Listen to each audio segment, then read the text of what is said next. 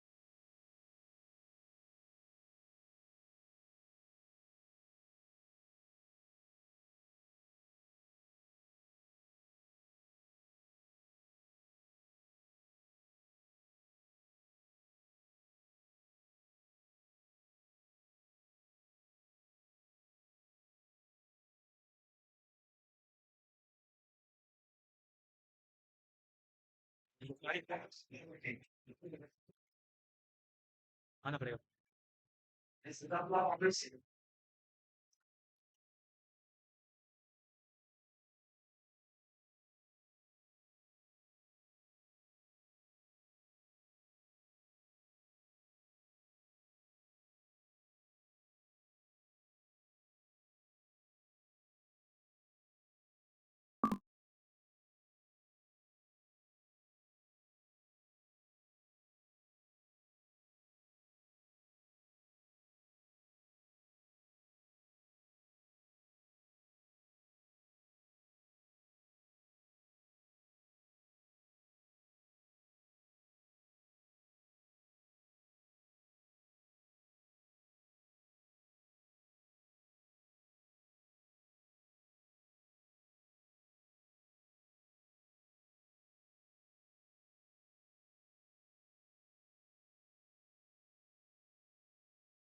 है किसने डिस्कवर किया था?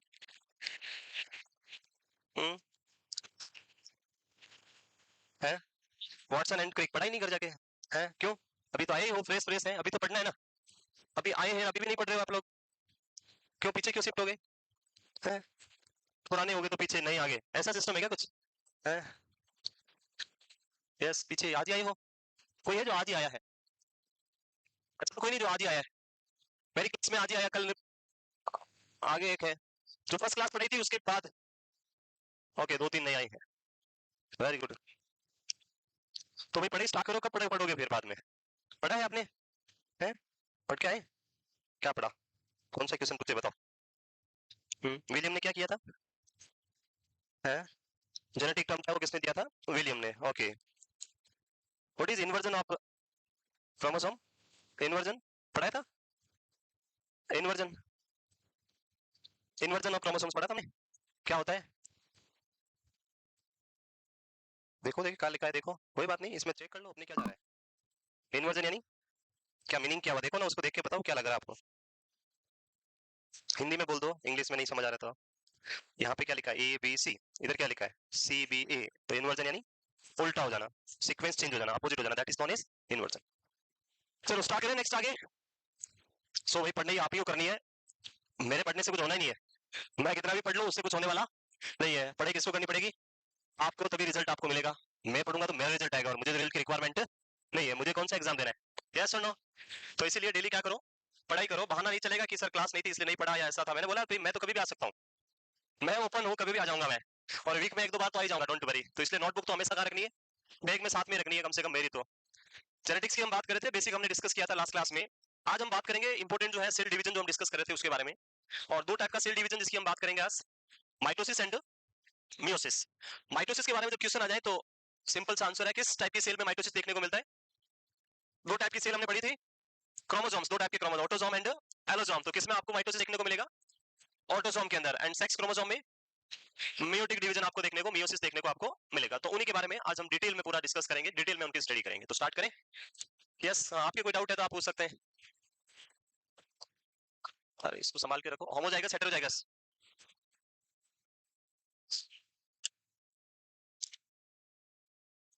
और भी किसी को कोई डाउट है तो आप पूछ सकते हैं। यस, मैंने बोला था before starting the class you can ask your doubts, कोई भी तरह का कोई आपको डाउट ना रहे। आप लोगों को डर लगता है क्या, पूछने से डर, या डंडा थोड़े मेरे हाथ में मार कर आए हैं, किसी को डंडा तो नहीं दिख रहा बड़ा सा, इतना बड़ा डंडा भी। Yes, it's marker only, nothing else. आप क्वेश्चन जो है, जो डाउट्स है वो क्या कर सकते हैं, पूछ सकते हैं। स्टडी के रिलेटेड कुछ भी पूछना अलाउड है, अननेसेसरी कोई भी थिंग्स पूछना अलाउड है। हाँ यस, क्या है बताओ, किसका, जीनोटाइप, जीनोटाइप्स एंड फिनोटाइप वापस बताएं, यही पूछ रहे हैं। यार मुझे आवाज नहीं आ रही है, मेरे को उधर ही आना पड़ेगा, क्या पूछ रहे हैं आप, जीनोटाइप कुछ बोल रहे हैं आप, यस, जीनोटाइप एंड फिनोटाइप वापस बताएं। ओके, तो पहला इनका क्वेश्चन जो था वो क्लियर करते हैं, फिर इनकी बात करेंगे। होमोजाइगस एंड हेटेरोजाइगस जो कल मैंने आपको बताए थे लास्ट क्लास में, उसी की बात करें, होमोजाइगस एंड हेटेरोजाइगस। हाँ, सेल साइकिल तो आज पढ़ाएंगे वैसे भी वापस। चलो, होमोजाइगस हेटेरोजाइगस जो है हम पढ़ रहे हैं, और उसकी अगर हम बात करें तो मैं बात कर रहा हूं यहाँ पे ऑटोसोम की। Number of autosome is 44x। Autosome कितने होते हैं, 44, and sex chromosome in number 2। जब हम ऑटोसोम की बात करते हैं तो इसके लिए जो सिंबल वर्ड होता है, सिंबल जो हम यूज करते हैं वो यूज करते हैं A. Symbol for autosome is A, either it is capital A और आइदर इट इज स्मॉल है, बट ए फॉर ऑटोसोम। यहाँ पे एलोसोम नहीं पढ़ेंगे हम, एलोसोम में एक्स और वाई होगा, जो ऑटोसोम है वहां पे हम क्या यूज करेंगे, ए। अब यहाँ पे ऑटोसोम के अंदर हमने पढ़ा था जो ये नंबर ऑफ क्रोमोसोम्स होते हैं वो किस फॉर्म में रहते हैं, पेयर्ड फॉर्म में रहते हैं, डिप्लॉयड होते हैं, दो रहते हैं हमेशा एक साथ। सो ये दो chromosomes, like this is the first number of chromosomes, ये जो दो क्रोमोसोम्स हैं इनकी हम बात कर रहे हैं। अब इसके बेसिस पे हम इनको अलग अलग टाइप में पढ़ते हैं। जैसे पहला ये हो सकता है जिसको हम बोल सकते हैं होमोजाइगस, एंड सेकंड अगर हम बात करें तो हेटेरोजाइगस। Homozygous and heterozygous. जब हम होमो वर्ड की बात करते हैं तो होमो का मतलब होता है, होमो मींस सेम, एंड हेटेरो का मींस होता है different.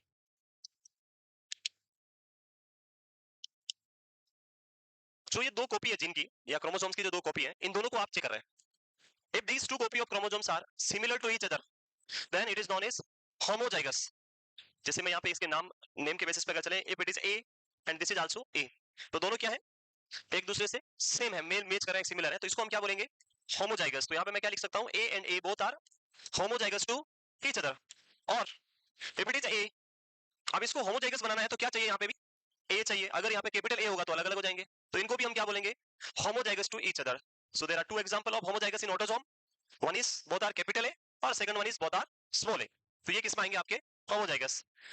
When we are discussing about heterozygous, hetero का मतलब ही क्या होता है, different. So it is A. अब अगर मैं यहाँ कैपिटल ए लिखूंगा तो क्या हो गए, सेम हो गए, और सेम है तो इनको हम होमोजाइगस बोलेंगे, हेटेरोजाइगस तो पॉसिबल नहीं है। सो मैं यहाँ क्या लिख सकता हूँ, ए के साथ में स्मॉल ए। अब आप इनको क्या बोलेंगे, these two are heterozygous to each other, these are not similar to each other, ये दोनों क्या अलग अलग है, ये कैपिटल है ये स्मॉल है, तो दोनों क्या है, अलग अलग है, इनको हम क्या बोलेंगे, हेटेरोजाइगस। तो यहाँ पे इसका एग्जांपल ए एंड ए। अब इसमें दो नहीं हो सकते, एक ही होगा, इसको चाहे मैं ऐसे लिख दूं ए एंड ए, है तो दोनों सेम ही है ना, इसको इधर रखो उधर को कोई फर्क नहीं पड़ेगा। तो हेटेरोजाइगस में एक एग्जांपल हो सकता है वो है capital A and small A, और अगर हम होमोजाइगस की बात करें तो capital A and both are small A, तो उसको हम बोलेंगे होमोजाइगस। अब जब मैंने डोमिनेंसी की बात करी तो वहां भी आपको क्लियरली बताया था, जब आप दोनों क्रोमोसोम्स की बात करेंगे, एक कैपिटल और एक स्मॉल की, तो ऑलवेज डोमिनेंट जीन कौन सा होगा, dominant is always capital one, this is always recessive. अब अगर किसी को अपना डोमिनेंसी शो करना है, लाइक किसी पर्सन में डिजीज कोज करना है, जेनेटिक प्रॉब्लम क्रिएट करना है, और ये दो जीन है, इसको डिजीज प्रोड्यूस करने के लिए, जैसे यहाँ पे हमने लिखे ये पॉइंट, अगर आपको कैपिटल ए डिजीज करना चाहता है, मैं यहाँ पे डिफरेंट कलर यूज करता हूँ, लाइक ये डिजीज्ड जीन है जिसपे डॉट लगा, वो क्या डिजीज वाला है। So if a single capital A is diseased gene, it is sufficient to cause disease. ये क्या करेगा? डिजीज करेगा। एक भी है तो सेम यहाँ भी होगा। अगर एक जीन के ऊपर एक जो क्रोमोसोम है उसका जीन डिफेक्टिव है तो क्या कॉज करेगा? Disease, because single dominant gene is capable to cause disease. But in case of recessive, if it is only one gene which is defective, अगर ये दोनों में से एक ही जीन है और दोनों सेम है तो ये क्या होंगे? Carrier. They will not cause any disease. Recessive में डिजीज करने के लिए आपके दोनों जीन में क्या होना चाहिए? प्रॉब्लम होनी चाहिए, दोनों में डिफेक्ट होना चाहिए। तो रिसेसिव में आपको क्या चाहिए? टू जीन डिफेक्टिव चाहिए। तब क्या होगा? अब मैं इसको क्या बोलूंगा? डिजीज्ड। अगर सिंगल जीन है तो आप क्या बोलेंगे? कैरियर। सेम थिंग अगर हम यहां इंप्लीमेंट करें, इसको मैं हटा दूं और अगर मैं ये डॉट यहां लगा दूं, देन इट इज डिजीज और कैरियर। सो अगर ये स्मॉल ए पे है तो कौन सा है? रिसेसिव। और रिसेसिव स्मॉल है, कभी भी डिजीज नहीं करेगा, वो क्या होगा? कैरियर होगा। तो इट इज कैरियर ओनली। अगर इसको डिजीज बनाना है तो इसमें क्या चाहिए होगा? यहाँ भी पॉजिटिव चाहिए, तभी क्या होगा? डिजीज। तो इन case of recessive gene, a single gene is only act as a carrier, but in case of dominant, a single gene is able to produce disease. याद रहेगा, डोमिनेंट जीन में एक जीन ही क्या कर सकता है? डिजीज कर सकता है। लेकिन रिसेसिव में डिजीज करने के लिए कितने चाहिए? मिनिमम दोनों कॉपी में प्रॉब्लम होगी तभी डिजीज होगा, अदरवाइज एक कॉपी होगी तो क्या होगा? कैरियर का वर्क करेगा। It is act as a carrier only. Clear? Next हो गया, ये होमोजाइगस हेटेरोजाइगस क्लियर। इसके बाद यस, पीछे क्वेश्चन पूछा उन्होंने, जीनोटाइप एंड फिनोटाइप।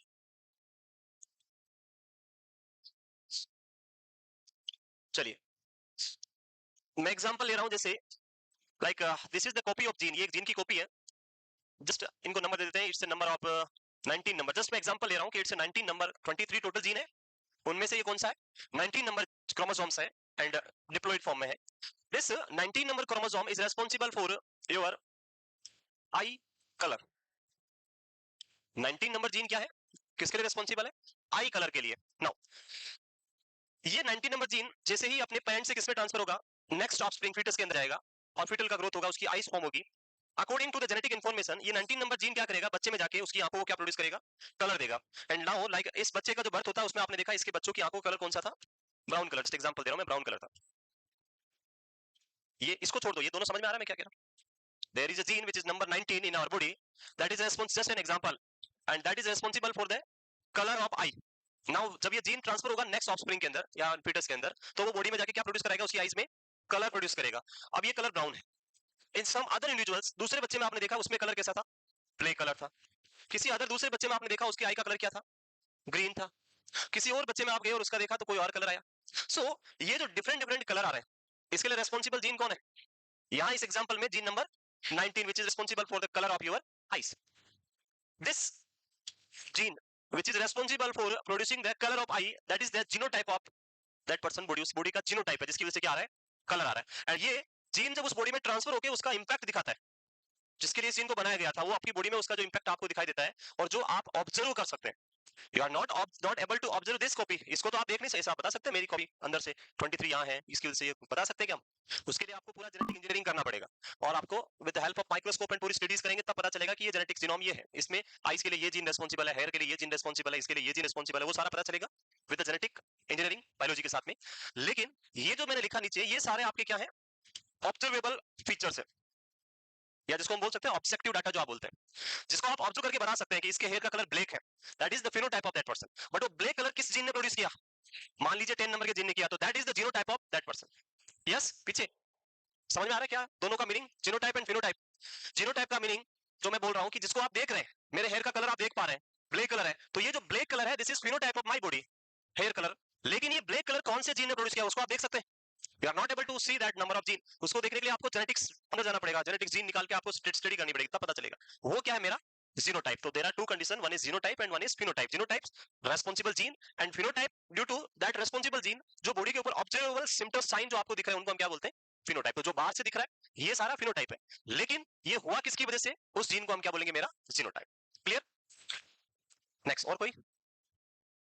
बाकी सब ठीक? ओके, तो फिर कल टेस्ट देखते हैं। 100% सेटिस्फाई है तो फिर नंबर भी कितने आने चाहिए? 100% आने चाहिए। यस और नो? चलो देखते हैं कल 100 आउट ऑफ 100 मार्क्स आप लेके आएंगे। अगर आप 90 से अबव भी लाते हैं तो भी बहुत है। यस और नो?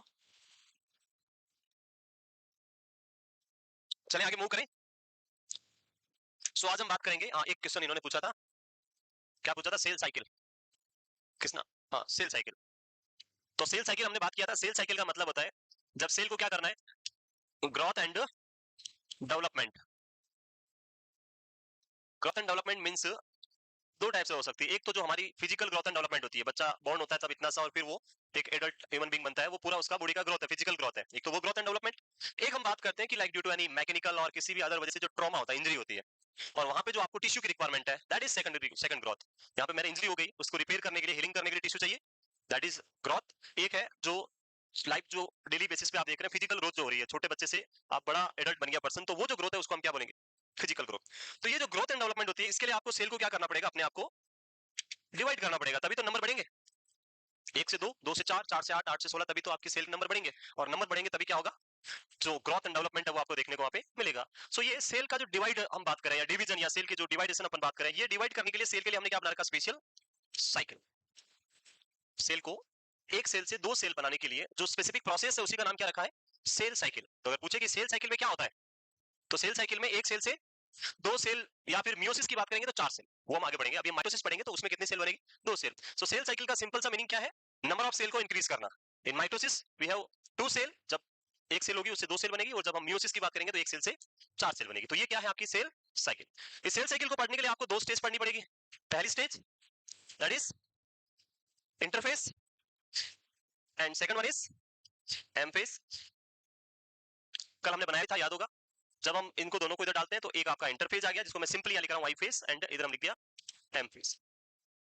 और ये प्रोसेस कुछ इस तरह से चलता रहता है, राउंड राउंड चलेगा ऐसे। इंटरफेस या आई फेज की बात करें तो इसके अंदर हमने तीन फेज पढ़ी थी, याद होगा। सबसे पहले स्टार्ट करते हैं G1 से, S phase and G2 phase, यही होती है। और आज हम बात करेंगे एम फेज, जिसको माइटोसिस फेज बोलते हैं। इसके अंदर हम चार फेज पढ़ेंगे, prophase, M phase, metaphase, anaphase and telophase. बस ये पूरी साइकिल को ही क्या बोलते हैं, cell cycle. This whole cycle is known as cell cycle. So it start with interphase from G1, then S phase, G2 phase and then M phase. M phase के चार पार्ट जो हम अभी यहाँ पे पढ़ेंगे। G1 फेज को हमने पढ़ा था simply G for gap, gap phase, gap one phase. And ये जो गेप वन फेज है, it is responsible for the formation और the synthesis of enzyme which is required for S phase. इस phase के लिए जो भी चाहिए वो कौन बनाएगा, G1 फेज। और यहाँ पे सिंपली चाहिए क्या, एंजाइम। किस लिए चाहिए, सिंथेसिस करने के लिए, किसका, डीएनए का। So the whatever type of enzyme you required for DNA synthesis in S phase, that all enzyme will be synthesised by this G1 phase.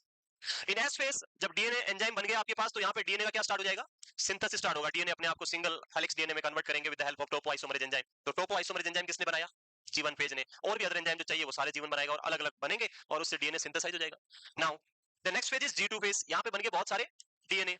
अब आती है क्या है, G2 phase. It is the gap 2 phase. This phase is responsible for the synthesis of all the type of enzyme which required for M phase. Mitosis के लिए जो भी enzyme चाहिए वो सारा कौन बनाएगा, G2 phase. बस हो गया। बाकी ये चारों फेज जो है मैं अभी पढ़ाऊंगा आपको वन बाय वन। तो स्टार्ट करें, क्लियर, सेल साइकिल। तो आई थिंक ये तो आपने लिख लिया होगा। The cell cycle is defined as the series of events that take place in a cell leading to its division and duplication, या जिसको हमने बोला था replication. What is replication? Extra copy बन जाना, सेम क्रोमोसोम्स या सेम जीन का एक और जीन कॉपी बन जाना, that is known as replication या duplication. Cell cycle consist of two major phase, interphase and mitotic या M phase. Interphase I think पूरा पढ़ा दिया था मैंने, इंटरफेज लिख लिया था।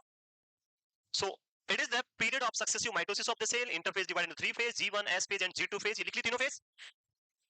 G1 phase the first phase, जो भी आज ही आए हैं, जो दो तीन जो भी हैंड राइज किया था, तो हाँ, तो आप लोग आज ही आए होंगे और मैं इसको लेके आगे जा रहा हूँ, मतलब ये ऑलरेडी पढ़ा दिया लास्ट क्लास में। तो आप लोग क्या करें, जो भी आपके पास में है उनसे नोटबुक लेके, दो तीन पेज लिखवाए थे मैंने फर्स्ट क्लास में, उनको लिख लें, घर पे जाएं, पढ़ के आए। नहीं समझ में आए तो नेक्स्ट क्लास में बस लेके आ सकते हैं, नो वरी, डरना नहीं है, कोई डंडा नहीं है मेरे पास। पढ़ाने के लिए और पढ़ने के लिए हम हमेशा तैयार है। बाकी अननेसेसरी थिंग्स किसी को भी अलाउड नहीं है, ना टॉलरेबल है, क्लियर, यस। और टेस्ट के लिए सबको आना चाहिए, आज आए हो कोई भी, कल आए हो या परसों आए, जब भी आए हैं सबको क्या करना है, टेस्ट पेपर कल देना है। टेस्ट पेपर में नंबर कम आएंगे ज्यादा आएंगे कोई बात नहीं, मैंने पहले ही वर्ड यही बोला था, ये टेस्ट किसके लिए है, आपके सेल्फ इवैल्यूएशन के लिए है। आपकी क्या क्या वीकनेस है उनको आइडेंटिफाई करने के लिए, आपको स्ट्रेंथ पता चलेगी, वीकनेस पता चलेगी। तो आप अपनी स्ट्रेंथ और वीकनेस को पहचानने के लिए यहाँ पे आओगे, और उसके लिए किसी भी तरह का कोई भी बहाना नहीं करना है कि मैं आज ही आया था या कल ही आया था, कोई बात नहीं। आप ये तो पता चलेगा, आप मान लो कि आपका प्री टेस्ट हो रहा है, ज्वाइन करने से पहले वाला टेस्ट हो रहा है कि मुझे कितना आता है, होता है प्री टेस्ट और पोस्ट टेस्ट। जब भी आप किसी सेमिनार में या कहीं भी जाते हैं तो एक प्री टेस्ट होता है कि उसके बारे में आपको कितना पता है, देन वो पढ़ाते हैं, फिर बाद में पोस्ट टेस्ट देते हैं कि अब कितना आता है, इवैल्यूएट करने के लिए। वही सेम मान लो कि आप आज ही आए तो आपका क्या हो रहा है, प्री टेस्ट हो रहा है कि आपको जो सिस्टम हमने बताया उनमें से कितना आता है, पता तो चलेगा आपको भी, यस। तो इसलिए टेस्ट देने सबको आना है। नेक्स्ट, G1 फेज जो हमने कल पढ़ लिया था, G1 जो डीएनए सिंथेसिस के लिए एंजाइम बनाएगा, then S phase DNA synthesis होगा, सिस्टर क्रोमेटिड्स बताए थे मैंने, ये नहीं लिखा था? ओके, यहां से स्टार्ट करना है। ओके, सो S फेज इसको हम क्या बोलेंगे अदर वर्ड में? It is the synthesis phase. अब सिंथेसिस पेज है तो कोई भी आपसे पूछ सकता है कि सिंथेसिस तो है पर किसका सिंथेसिस? बहुत सारा थिंग होता है, DNA, RNA, protein, multiple enzyme, जो भी बहुत सारी थिंग्स होती है, किसका सिंथेसिस? तो प्राइमरी यहाँ पे क्या सिंथेसाइज होता है? डीएनए। तो it is the phase which is responsible for DNA synthesis phase. याद रहेगा, डीएनए यहाँ पे सिंथेसाइज होगा, जो भी पुराना डीएनए जो अपन ने वाटसन एंड क्रिक ने 1953 के अंदर आपको डबल हेलिक्स डीएनए दिया था, याद है? तो जब भी आपको डीएनए सिंथेसाइज करना है तो सबसे पहला पॉइंट क्या होता है? क्या करना होता है? जो टू सिस्टर क्रोमेटिड्स है, ये दो क्रोमेटिड्स जो एक दूसरे से लिपटे हुए हैं, इन दोनों को आपको क्या करना होगा? सिंगल हेलिक्स डीएनए में कन्वर्ट करना होगा। मैं अभी पूरा डीएनए सिंथेसिस नहीं पढ़ाऊंगा कि आरएनए, एमआरएनए, पीआरएनए, वो सारा वो नहीं पढ़ेंगे, वो हमारे काम का नहीं है। बट अभी सिंपली याद रखना है कि आपको इन दो जो इस तरह से डबल हेलिक्स डीएनए, इन दोनों को आपको कुछ इस तरह से सिंगल कन्वर्ट करना है, तभी क्या होगा? एक से दो डीएनए बन पाएंगे। अगर ये ऐसे लिपटे हुए तो डीएनए सिंथेसिस नहीं होगा। When you are going to open these two helix of DNA, अगर आप इन दोनों को ओपन करेंगे तो ये जो कोइलिंग है, पहले एग्जांपल भी बताया था मैंने पूरा देखे, जब आप इनको ओपन करेंगे बीच में से तो जो कोइलिंग हो रही है वो कहां पहुंच जाएगी?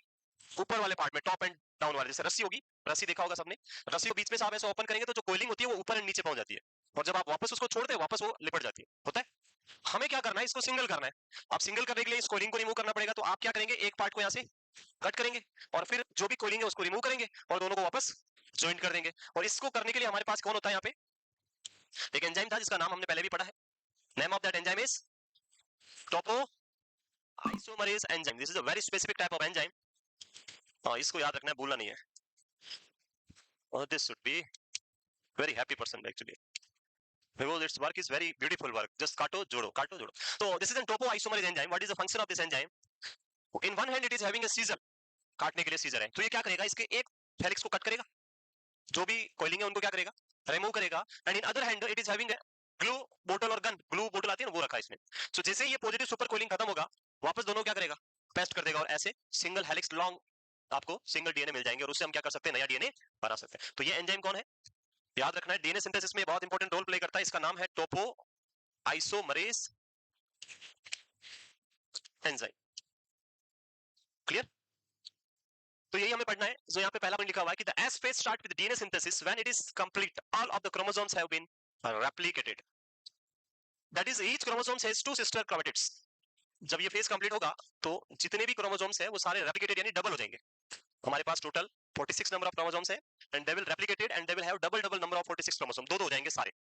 ये आपका एक था, ये सिंगल सिंगल थे, सब ने अपने नंबर को क्या कर दिया? इस तरह से डबल कर दिया, रेप्लिकेट कर दिया। नंबर ऑफ डीएनए जो है यहाँ पे क्या हो गया? डबल हो गया। पहले जितना भी था उसका जस्ट डबल आपको मिलेगा यहाँ पे। डबल क्यों रिक्वायर्ड है यहाँ पे? डबल क्यों चाहिए? अगर हम डबल नहीं करेंगे तो जब हम सेल डिवीजन डिवीजन करेंगे तो एक से दो सेल बनेगा। अगर आप 46 ही रखोगे नंबर तो 23 इधर चले जाएंगे, 23 इधर जाएंगे, तो फिर नंबर ऑफ क्रोमोसोम्स कितने हो गए? हाफ हो गए। हमें कितने चाहिए? हर एक सेल में 46 क्रोमोसोम चाहिए, तो हमें 46 को क्या करना पड़ेगा? डबल करना पड़ेगा, तभी वो हाफ होंगे, तब दोनों में क्या मिलेंगे? 46 46। सो इसीलिए डीएनए का नंबर यहाँ पे क्या हो गया? डबल। डीएनए कितने हो गए यहाँ पे? Double. Next, during this phase the amount of DNA in the cell has effectively double. तो ये कभी कभी एमसीक्यू में पूछ देते हैं कि during which phase of cell cycle the DNA amount is just double. तो answer is in S phase और DNA synthesis phase the amount of the DNA is just in double, number double हो जाता है, जो single था उसका पूरा double आपको देखने को यहाँ पे मिलेगा। Clear? Yes. Rate of RNA transcription and protein synthesis are very low during this phase. तो मैंने ऑलरेडी बताया था एस फेज का मीनिंग क्या है? It's the DNA synthesis phase. यहाँ पे आरएनए और प्रोटीन सिंथेसिस बहुत लो अमाउंट में होगा, उसका रोल नहीं है। मेन सारा रोल किसका है? डीएनए सिंथेसिस का।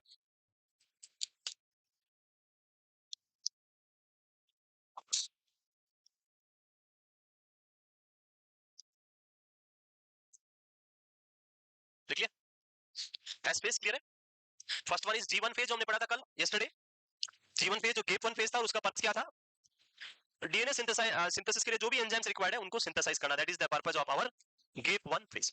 Most probably in the next class, I think next class या दो क्लास और लगेगी आपकी, जिसमें ये कंप्लीट हो जाएगा। जो जेनेटिक्स पार्ट है, शॉर्ट चैप्टर है, ज्यादा बड़ा कुछ नहीं है। अगली क्लास के अंदर मैं आपको पढ़ाऊंगा very important pedigree analysis, and last class में हम पढ़ेंगे द जेनेटिक डिसऑर्डर्स। कुछ genetic disorders like trisomy 21, trisomy 18, trisomy 13 and few other syndromes जो है वो सारे हम पढ़ेंगे लास्ट क्लास में, एंड फिर ये कंप्लीट हो जाएगा आपका। Then we will start medical surgical nursing के साथ हम स्टार्ट कर देंगे। यस, जो ओल्ड डिमांड थी वो भी पूरी हो गई आपकी सबकी कि सर रेस्पिरेटरी नहीं हुआ, तो वो भी स्टार्ट हो गया। साइकेट्रिक लगभग आपका जो स्टार्टिंग में जो कोर्सेज बाकी था वो बहुत सारा सर ने करा दिया। कहाँ पहुंच गए सर? इल्यूजन आ गया, सिम्टम्स कंप्लीट होने वाले हैं, देन उसके बाद कुछ ही टॉपिक बस ईसीटी वीसीटी और फिर डिजीज आ जाएगा, तो डिजीज के बाद तो आपने पढ़ा ही था। So very soon we complete old batch वालों के लिए, बाकी नए वालों के लिए तो हम नेक्स्ट अप्रैल तक है आप लोगों के पास टाइम। चले आगे मूव करें, यही रहना है, घर जाना है और अब दोनों दिन का पढ़ के आना है, क्योंकि कल क्या है, टेस्ट पेपर है और मैं ही मिलूंगा यहाँ पे कल आपको, तो इसीलिए पढ़ के आना है कम से कम, यस और नो। और साथ में कल हम पढ़ेंगे एक बहुत इंपॉर्टेंट टॉपिक, सबने देखा है ब्लेड और हैंडल, सबको पता ही है। देखो कल आप देखोगे सर ये तो हमने कभी सोचा ही नहीं था, ऐसा भी कुछ होता है क्या, एक बीपी हैंडल या बेड पार का हैंडल और 4 ब्लेड याद कर ली हमने, बस रट लिया वही चीज, यस। चले आगे नेक्स्ट। नाउ यहाँ पे G2 फेज जो है वो लिखा हुआ नहीं है, G2 फेज का काम क्या है नहीं लिखा है, आप लिख देंगे अगर लिखना चाहे तो, उसका वैसे ही आपको याद है। G2 फेज का पर्पस क्या है, phase which is responsible for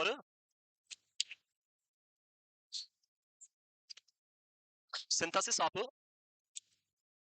enzyme which required for M phase।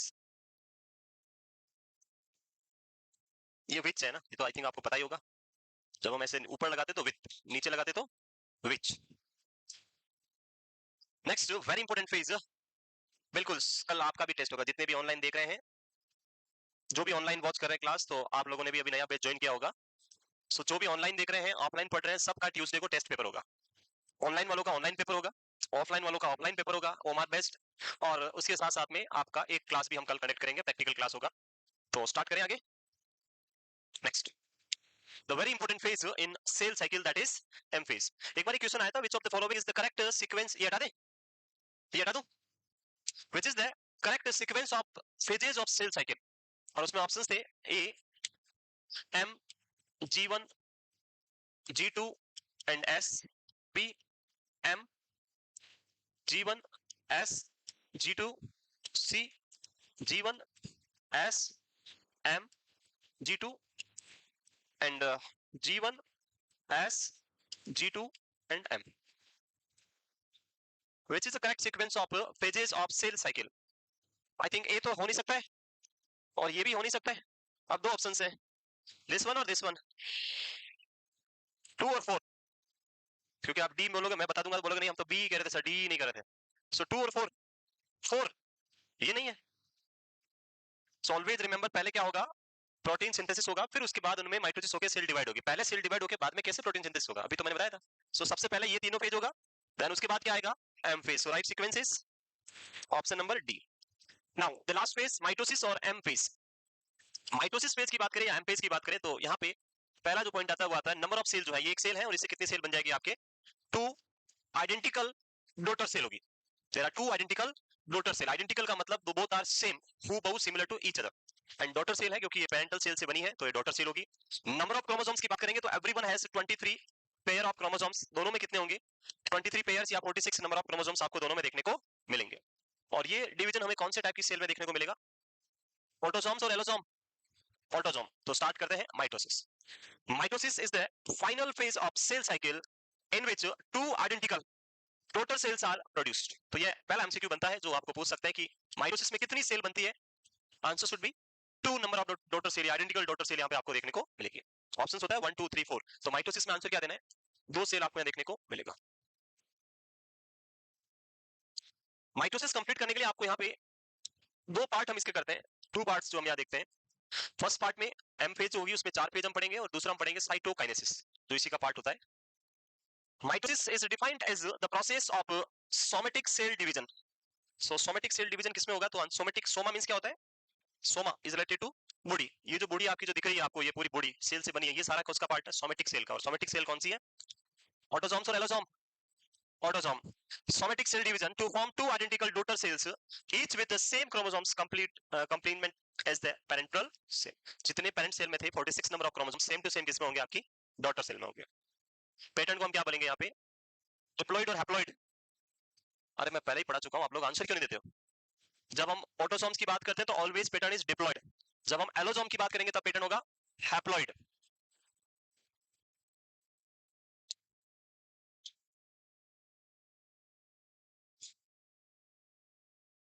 Clear है ये?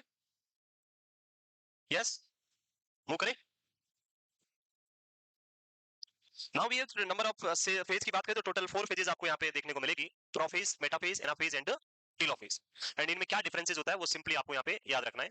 तो वन बाय वन स्टार्ट करें।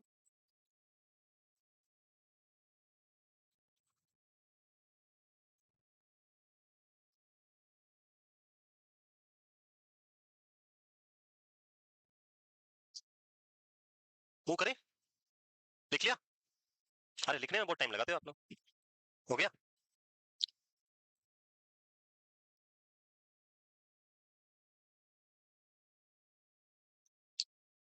Characteristics features in M phase or mitotic phase.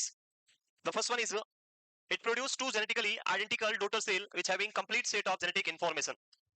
The second point, these daughter cell have exactly the same number of chromosomes which is 46 as a original parent cell. The daughter cells are diploid. Diploid का मतलब double because they contain 46 chromosomes, that is 2n. 2 into 23 number of chromosomes is 46. So these are the characteristic features of our mitotic जो हम बात करें division में।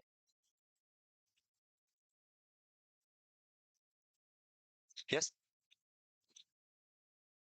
है allele right तो था देखो आपने इधर भी लिखा ऊपर। कैसे ये भी बता। यही तो मैंने बोला पूछो, आप लोग पूछते ही हो। आ रहा है समझ में? है है हाँ। अरे 44 x का मतलब है 1x 2x 3x 4x 5 6 7 ऐसे। जब हम काउंटिंग करते हैं ना तो x ही होता है सारा। 45x होते हैं, एक वही होता है और क्रोमोसोम काउंट है, समझ रहे?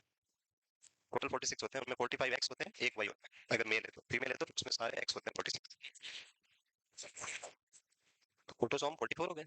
हाँ तो 44x हो गया ना, 44 है वो सारे x है। फिर बचे दो, एक x और एक y, टोटल हो गए 46। ओनली 44 लिखेंगे तो वो है क्या? तो वो 44x है, 1 2 3 4x। यस, हमको नहीं होगा, सिर्फ जेनेटिक्स, रेस्पिरेटरी और साइकेट्रिक। लिख लिया? हाँ, मैं इधर हवा खाने ही आता हूँ। अच्छी आती है ना? आएगी आएगी, पीछे वालों को भी आएगी, डोंट वरी। कल से आगे बैठना, आपको भी मिलेगी। लिख लिया? क्या? किसका? क्यों? लिख लिया ये? कल एक वर्ड लिखा था लास्ट क्लास में मैंने, एलिल। क्या था? एलिल का मीनिंग होता है it's a copy of gene. अब इसका मीनिंग अगर आपको समझ में नहीं आया तो वो मैं समझाता हूँ, व्हाट इज एलिल। ये लिख लिया?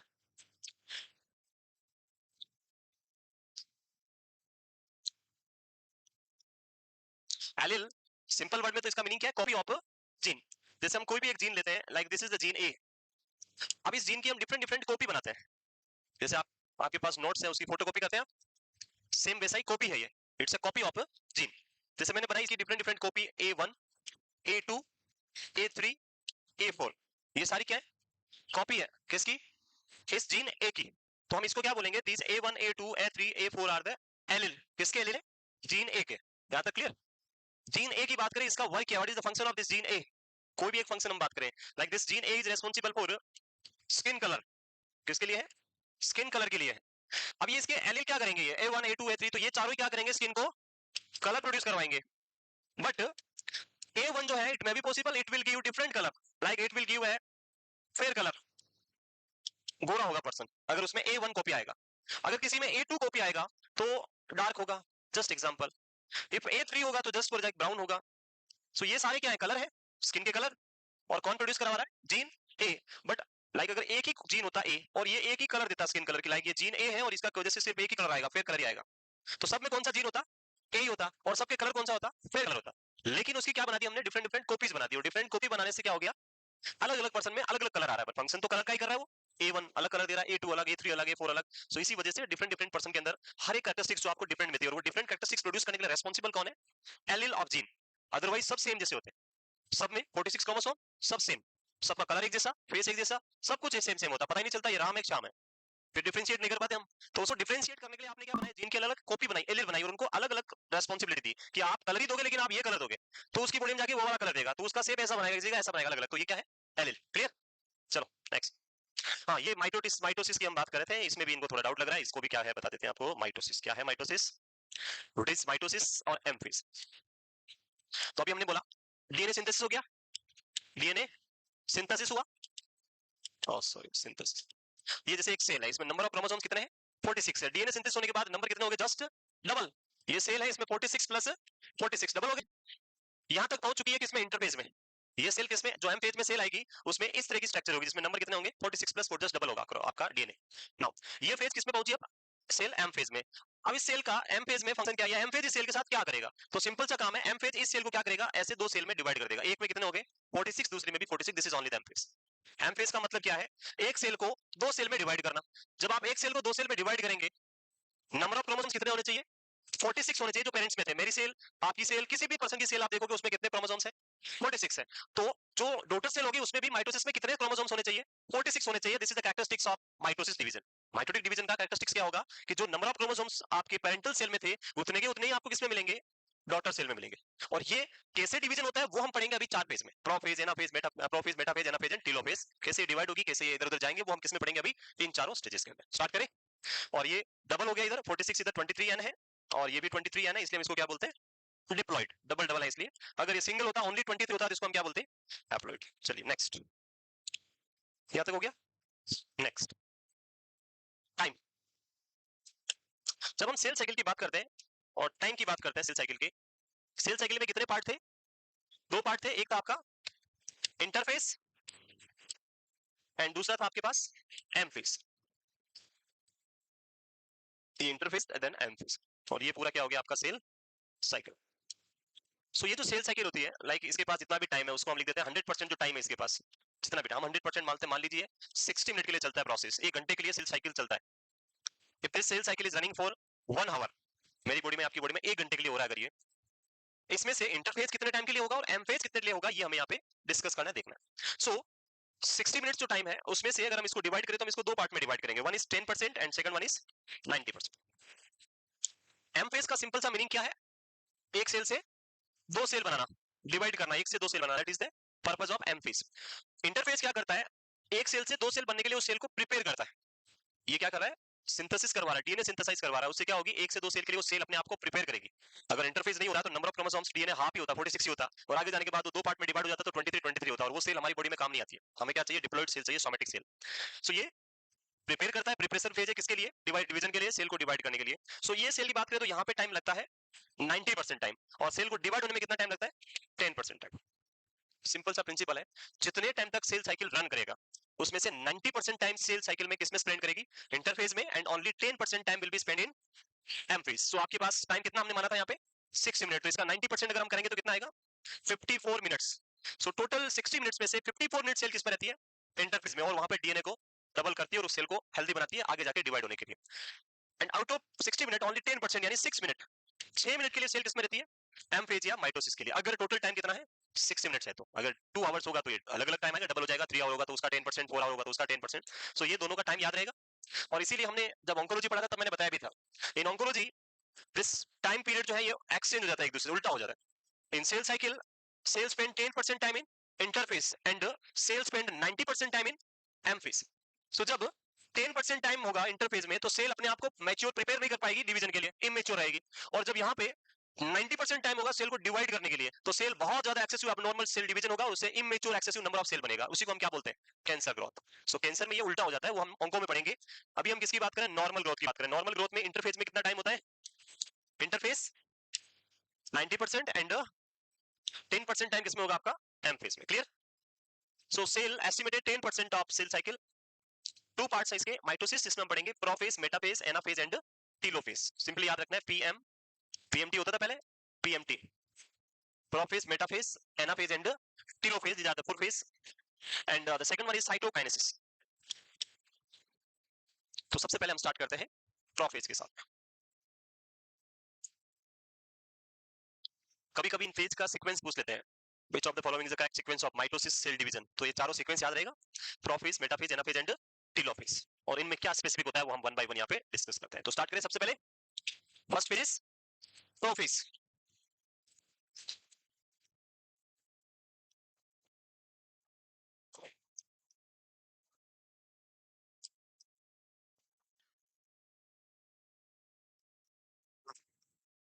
वो करें, नहीं लिखा, मैं आपको लिखने के लिए सिर्फ 10% टाइम लगाना है, 90% टाइम किसमें लगाना है, समझने के लिए। नहीं तो फिर इमेच्योर एक्सेसिव एबनॉर्मल थॉट आएंगे माइंड में, और वो बिल्कुल काम के नहीं हमारे लिए। क्लियर है? यस ठीक है, इधर ऐसे रखे, ऐसे पढ़ा सकते हैं। Very good. मुझे याद आता है जब हम कॉलेज और कभी स्कूल में होते तब ऐसा होता था कहीं पे, हम भी ऐसे सोचते थे, हम भी ऐसे कभी यहाँ बैठ के ऐसे ही पढ़ाएंगे, बट वो ड्रीम कभी पूरा हुआ नहीं।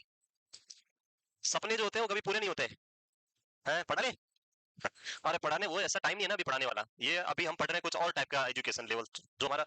बचपन में मैं एक ही चीज सोचता था, बहुत सारा पढ़ाई करना है और उसके बाद टीचर बनना है, मास्टर बनना है स्कूल के अंदर, काम स्कूल होती है ना, वहां पे वो मेरा सपना था।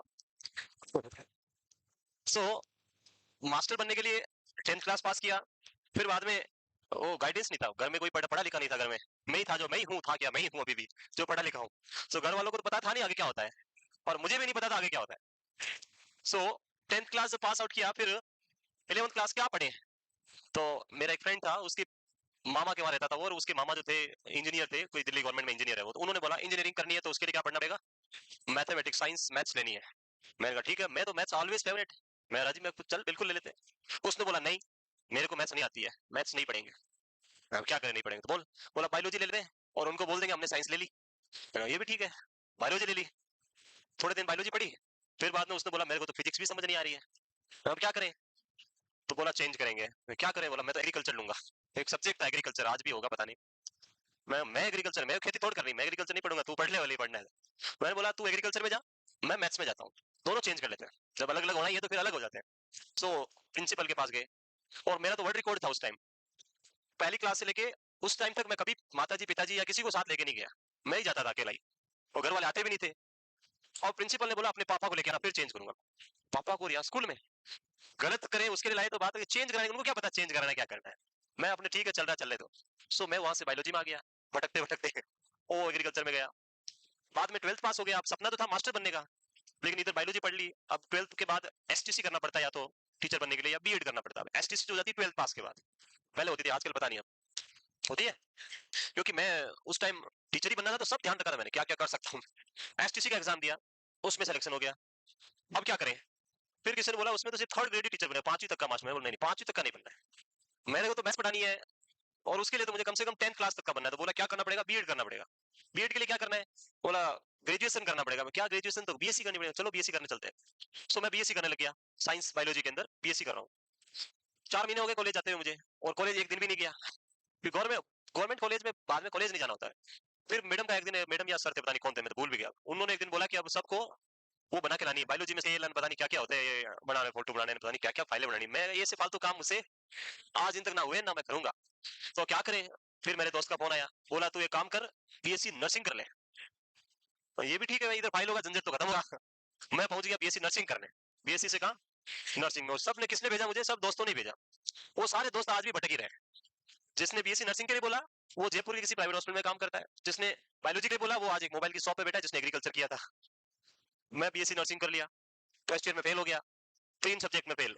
अब क्या करें, घर वालों को पता ही नहीं फेल होना क्या होता है, क्योंकि आज दिन तक फेल हुआ नहीं था। लाइफ में ये भी एक बहुत बड़ा एक्सपीरियंस होता है, हमेशा जो पास होते हैं ना उनको फेल होने का भी अलग एक्सपीरियंस आता है। सो मैं जो पहली बार फेल हुआ था, पता चला फेल होने में कितना मजा आता है।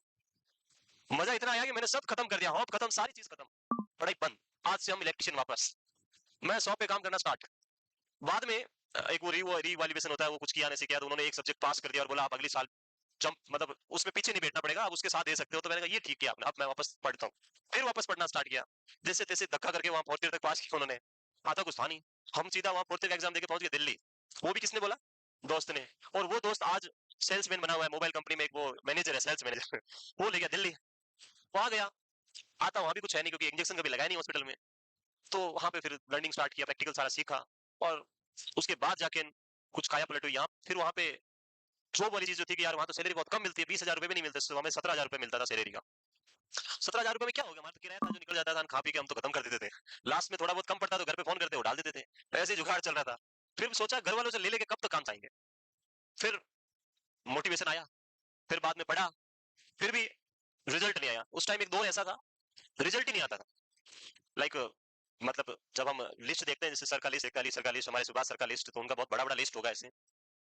मेरा तो एक ही लिस्ट है जोधपुर का एग्जाम, क्योंकि बाकी लिस्ट मैंने कभी लिखवाई नहीं वहां पे। सो मैंने वहां पे सर की तरह मैंने भी बहुत सारे एग्जाम दिए और किसी का भी रिजल्ट नहीं आया, और जब वो रिजल्ट आया तो सबका एक ही साथ रिजल्ट मिला। और ऐसे जो मैंने 8 एग्जाम्स दिए थे उनमें से 7 एग्जाम जो थे वो सब में मिल गया। लेकिन अरे लेकिन हुआ ये कि मेरे को जो है जोधपुर एम्स में सबसे पहला जो ऑफर लेटर मिला वो जोधपुर एम्स से मिला। मेरा तो सपना था आरएमएल जाने का, लेकिन लेटर मिला यहाँ का। फिर एक दोस्त ने जो साथ में था उसने बोला कोई नहीं जोधपुर एम्स ज्वाइन कर लेते हैं, वापस आ जाएंगे यहाँ पे बाद में, यहाँ का आएगा तब। ज्वाइन कर लिया। फिर घर वालों को बोला तो अब घर वाले बोले अब कहाँ जोधपुर कहाँ दिल्ली, हम तो दिल्ली आ ही नहीं पाएंगे कभी, और यहाँ जोधपुर तो हम आ भी सकते हैं। ठीक है भाई, आपके लिए ये भी सही है, आज इसे यही।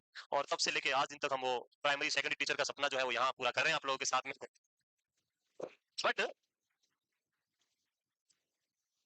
बट जो मैं बोल रहा था ये बैठने वाली चीज तो वो सिर्फ कहाँ हो सकती है, हाँ स्कूल में वो एक अलग से उनका टेबल कुर्सी, वो जो उनका अलग लेवल होता है ना वो वहीं पे हो सकता है, रेपुटेशन जो है वो एक अलग होती है वहां पे। लेकिन आजकल वो सब खत्म हो गया है। आजकल स्कूल टीचर से मतलब खराब जॉब नहीं है, बहुत मुश्किल हो गया स्कूल टीचर वाली जॉब, क्योंकि वहां पे जैसा बच्चे और पेरेंट्स के वैसा करना है, आप अपनी मर्जी से कुछ नहीं कर सकते। आप बच्चे को आंख भी दिखा दो ना तो आपके ऊपर केस करा देंगे। मेरे बच्चे को आंख दिखा दी, 4 दिन से बेटा सदमे में है। और हमें पता नहीं यार 4 दिन तक ऐसे लाल लाल बना के रखते थे, और ऊपर से वो जो कपड़े होते थे वो कपड़े भी ज्यादा मिलते नहीं थे, तो कपड़े इधर से वो होल रहते थे, तो सीधा ऐसे वहां मार्क बनता था। और फिर उसको छुपाए फिरते थे इधर उधर, घर वालों को बोला तो घर वाले डबल घर पे और अलग से, तो ना तो घर वालों को बता सकते हैं, और उधर से उल्टा वो उस गिरी लकड़ी तोड़ के उससे वो मार करते थे। तो वो अलग टाइम था, अब आजकल टाइम नहीं है। आजकल तो आप बच्चों को डांट भी दो ना, अगले दिन आपके खिलाफ एफआईआर आई, बच्चे को डांट दिया, उससे बच्चा 4 दिन से सदमे में बैठा है। सुसाइडल सिम्टम आ रहा है बच्चे में, बच्चा कहाँ सुसाइड करेगा। चलो कोई, लिख लिया अभी तक। प्रॉफिट सबसे पहले क्या है, ये तो छोटा मोटा मेरा स्टोरी था, आप लोग अपनी स्टोरी बनाओ अभी। हाँ यही यही यही होता है, मैं घर बैठे बैठे यही करता रहता हूँ, याद करता रहता हूँ ओ पुराने दिन और ये आज के दिन। पुराने दिन, अरे मैडम का उनका अपना लाइफ है और मेरा अपना लाइफ है, there is no similarity in my life and her life. मेरी लाइफ अलग लेवल पे थी और उनका लाइफ अलग लेवल पे था, क्योंकि उनका फैमिली सिटी में रहता था। मैसूर कर्नाटक इज वेल, कर्नाटक में मैसूर सबसे इंडिया का सबसे ब्यूटीफुल सिटी है, वहां रहना। हाँ हाँ, नेक्स्ट आ जाओ इधर। अरे भाई, क्या इतना आप लोगों को क्या मतलब, क्या जोश किस बात का आ रहा है इतना। यस यस, मेरे को जो है आप लोगों के मैसेजेस जो खान साहब ने दिखाए, पर जो कल जो मैंने स्टोरी डाली थी आप लोगों ने वो देख के आई थिंक आप लोग एक्साइटेड हो रहे हैं, पर that story is near future की है और due date is in Jan only, not कि अभी कुछ आप लोग इतना एक्साइटेड हो गए, डोंट वरी। तो जब हम पेरेंटल लाइफ में जाएंगे और पेरेंट्स बनेंगे, बिल्कुल आपके साथ हम सेलिब्रेट करेंगे before next not set, don't worry. और जैन में सेलिब्रेट करेंगे उसके बारे में। चले आगे, माइटोसिस, एंड माइटोसिस में हम बात करेंगे prophase. First phase is prophase, तो कैसे होगा प्रोफेज में, यहाँ पे देखते हैं। प्रो दो वर्ड से मिलकर बना है, one is pro and phase. Pro means, what is pro, pro means before. Pro का मतलब क्या होता है, बिफोर। सो प्रो फेज जो है it is the phase which is the phase before the cell division. Cell के दो पार्ट में डिवाइड होने से पहले जो स्टेज है उसको हम क्या बोलते हैं यहाँ पे, प्रोफेज। एंड इन सिंपली हम बोल सकते हैं कि ये सेल यहाँ पे ये फेज जो है सेल डिवीजन के लिए क्या करती है, यहाँ पे प्रिपरेशन करती है। सेल डिवीजन के लिए यहाँ पे क्या चल रही है, प्रिपरेशन चल रही है। जैसे हम कंसेप्शन या इंप्लांटेशन की बात करते हैं, तो जब इंप्लांटेशन पीरियड आता है तो यूट्रस जो है अपने आप को प्रिपेयर करता है, जो आपकी एंडोमेट्रियम है वो डेसिडुआ में कन्वर्ट होती है, थिक वॉल बन जाती है, वो सारा क्या है, preparation for implantation. Same thing in prophase, cell अपने आप को क्या कर रही है, प्रिपेयर कर रही है किसके लिए, सेल डिवीजन के लिए। इस फेज को हम क्या बोलते हैं, प्रोफेज। इस फेज के कुछ स्पेसिफिक पॉइंट जो आपको ध्यान रखना है, पहला पॉइंट यहाँ पे जो भी क्रोमोसोम्स है वो थिक होना स्टार्ट हो जाएंगे। क्रोमोसोम्स का जो साइज है वो क्या होगा, थोड़ा थिक होना स्टार्ट होगा। उसकी वजह से एक एमसीक्यू जो यहाँ से पूछा जाता है वो है कि जब हम सेल साइकिल पढ़ते हैं तो पहली बार फर्स्ट टाइम क्रोमोसोम्स है कब विजिबल होते हैं, आइदर थ्रू द आईज और through the microscope. Answer should B prophase. ये पहली फेज है जहां पे क्रोमोसोम्स आपको विजिबल होना स्टार्ट होते हैं, और उसका रीजन क्यों, बिकॉज यहाँ पे क्या स्टार्ट हो जाती है, इनकी थिकनेस स्टार्ट हो जाती है।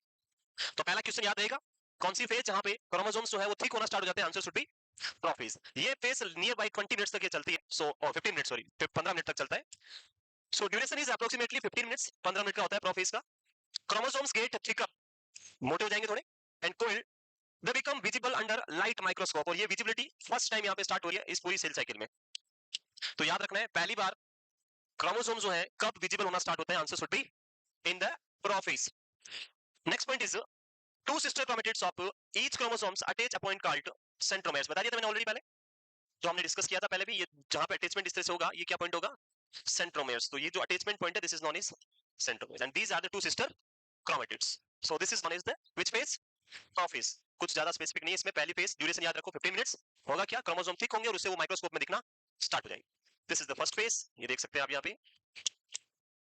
यहाँ पे दो पार्ट में ये सेपरेशन हो गया है, ये इनर सेल है, इनर आपका पार्ट हो गया और ये आपका आउटर पार्ट हो गया। अंदर की तरफ सारे क्रोमोसोम्स जो न्यूक्लियस वाला पार्ट है, यहाँ पे आप देखेंगे तो ये जो स्पेशल आपको दिख रहे हैं दीज आर नोन एज, ये क्या है, appearance of, these are known as spindle fibres. इनको हम क्या बोलते हैं, स्पिंडल फाइबर्स। और इन स्पिंडल फाइबर्स का पर्पस होता है, ये स्पिंडल फाइबर अटैच होंगे आपके क्रोमोसोम के साथ में, ये क्रोमोसोम से, जैसे ये क्रोमोसोम से और ये सेंट्रोमेर से, तो इनके यहाँ पे कौन अटैच होगा इस तरह से, ये स्पिंडल फाइबर, और इनको मूवमेंट करेंगे। भी क्वेश्चन है जो कभी कभी एग्जाम में पूछ देते हैं कि क्रोमोसोम्स का ड्यूरिंग सेल साइकिल मूवमेंट कौन करवाता है, answer should B spindle fibre जो है वो क्या करते हैं, इनको मूवमेंट करवाते हैं, इधर उधर ले जाने का काम करते हैं। So these are the spindle fiber, spindle fiber. तो appearance of spindle fiber with visibility of chromosomes first time जो आपको देखने को मिलती है किसमें होगा, प्रोफेज के अंदर। और ये विजिबल क्यों हो रहा है, क्योंकि यहाँ पे इनकी थिकनेस क्या हो गई है, इंक्रीज आपको देखने को मिल रही है। क्लियर यहाँ तक, वो करें prophase second phase.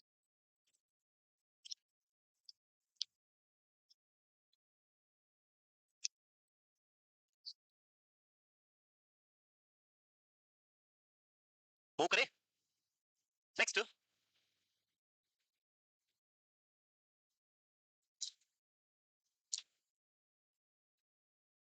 So in mitosis, the first phase is prophase. Pro means before, the phase which is happen just before the cell division. That is the prophase. Pro word का meaning before. And यहाँ पे जो specific features जो आपको याद रखना है, duration 15 minutes, chromosomes get thicker and thickness बढ़ने से वो आपको माइक्रोस्कोप में visible होना start हो जाएंगे. This is all about the first phase which is known as prophase. Next. Next is the metaphase. Meta means, what is meta? It is not social media वाला meta. Meta, meta means होता है, it's a Greek and its meaning is after. Meta means after. So metaphase का नाम रखा गया on the basis of prophase. It is the phase which is occur after the prophase. ये क्या phase जो किसके बाद होती है, prophase के बाद में होती है, इसलिए इसका नाम क्या रखा, metaphase. After the prophase. So after the prophase. That's why it is known as metaphase. इसके कैरेक्टरिस्टिक्स की बात करें कि यहाँ पे क्या स्पेशल होगा, तो ड्यूरेशन नियर बाई यहाँ पे 20 मिनट्स के समथिंग ये फेज आपको देखने को मिलेगा। उसके साथ साथ में जो क्रोमोसोम्स है प्रीवियस स्टेज के अंदर वो थिकनेस उनका इंक्रीज हो रहा था, लाइक ये क्रोमोसोम है इसका थिकनेस बढ़ रहा है, लेकिन एक लिमिटेशन आएगा कि भाई अब ये कंप्लीट हो चुका है। जैसे हम बढ़ते हैं हमारे बोन की ग्रोथ, एक फिक्स एज आएगी उसके बाद बोन ग्रोथ स्टॉप, कार्टिलेज का ग्रोथ एक फिक्स एज आएगी, कार्टिलेज ग्रोथ बंद, अब नहीं होगा इससे ज्यादा, हाइट एक एज के बाद हाइट बढ़ना बंद। एक स्टेज आएगी जहां पे क्रोमोसोम्स की जो थिकनेस है वो कंप्लीट हो जाएगी कि भाई बस पूरी तरह से थिक हो गए। तो ये जो थिकनेस कंप्लीट होती है किस फेज में कंप्लीट होगी, मेटाफेज में। पूरी तरह से ये मैच्योर हो गए, कंप्लीट हो गए, अब इनको अगली स्टेज में जाके क्या करना है, सिर्फ डिवाइड होना है। सो this is the one point जो याद रखना है, कंप्लीट जो हाईएस्ट थिकनेस जो अचीव हो सकती है किस फेज में होती है, आपकी मेटाफेज में आपको देखने को मिलेगा। नेक्स्ट थिंग, जो स्पिंडल फाइबर्स थे जो हमने प्रीवियस पिक्चर में देखा साइड में थे, now this spindle fiber will attach to the centromeres of the chromosome.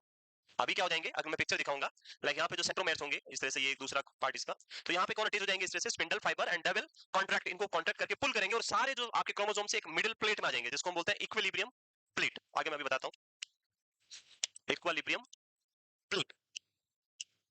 सो इसमें लिखा है, देखते हैं, duration is 20 minute, chromosomes reach their most highly condensed stage. Condensed stage में जो मैंने बोला था थिकनेस वाली स्टेज, जो हाईएस्ट थिक जो हो सकता है वो सारा उस रीच तक पहुंच चुका है already. The spindle fiber begin to contract to the centromeres of the centrosome which are now arranged along the middle of the spindle. ये middle of the spindle जो लाइन होती है इसी को हम क्या बोलते हैं, इक्विलिब्रियम प्लेट। इस पिक्चर में आप देख सकते हैं ये सारे क्या हो गए, एक लाइन में आ गए, इसी लाइन को हम क्या बोलते हैं, इक्विलिब्रियम प्लेट। सो क्वेश्चन पूछे कि इक्विलिब्रियम प्लेट के अंदर अरेंजमेंट कौन सी फेज में हो जाता है, in metaphase. Duration of metaphase is 20 minute, and जो मोस्ट कंडेंस स्टेज हो सकती है वो किस में पहुंचता है, अगेन मेटाफेज। तो थ्री इंपॉर्टेंट यहाँ पे पॉइंट इसके simply, first point is duration 20 minutes, second is highest condense stage में रीच हो गया, थर्ड वन इज एक अरेंजमेंट हो गया किसमें, मिडिल लाइन के अंदर, जिसको हम क्या बोल रहे हैं, इक्विलिब्रियम प्लेट। एंड ये अरेंजमेंट और मूवमेंट कराने में कौन हेल्प करता है यहाँ पे, तो these are known as spindle fiber, spindle fibre.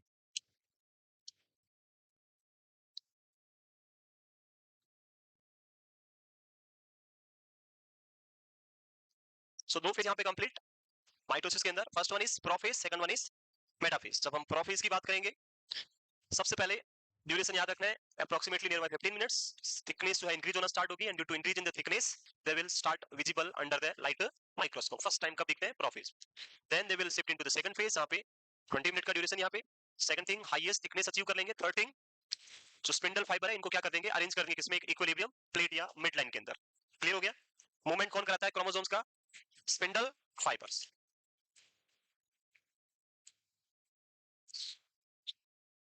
Next one is third phase, which is known as anaphase. Third one, which is known as anaphase.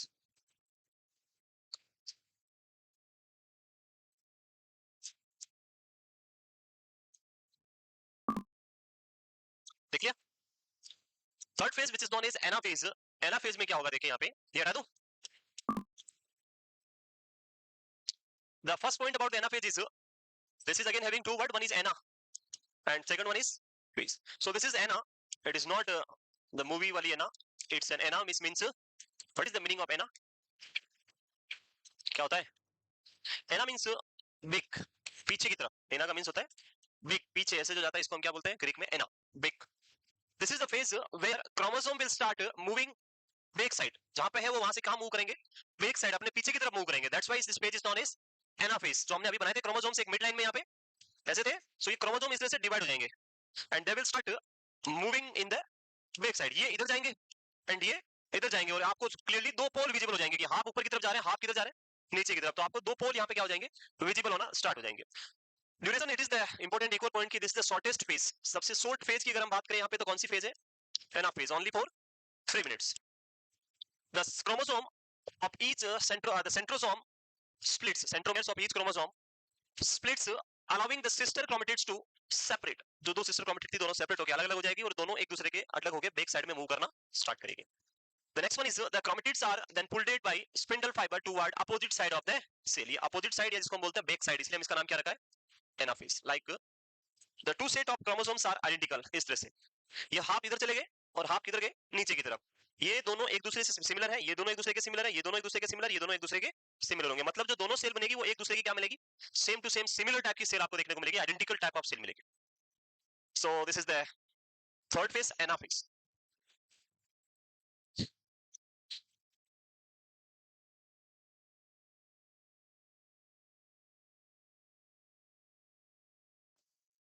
Clear है? यस, तीनों फेज क्लियर है. Anaphase, first prophase, second is metaphase and third one is anaphase.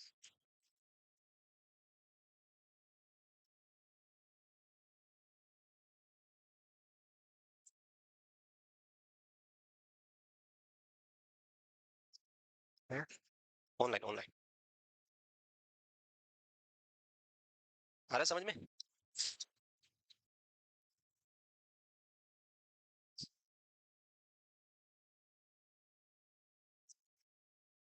So first prophase की बात करें, prophase जहां पे प्रोमिन्स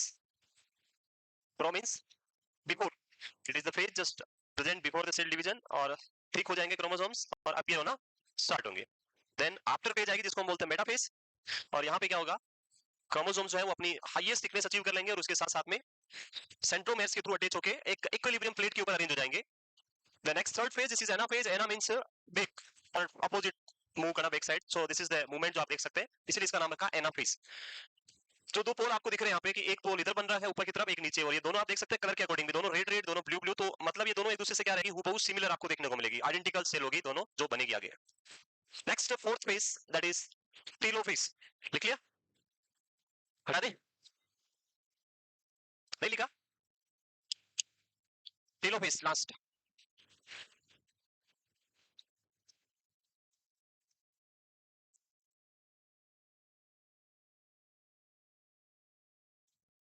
वो करें?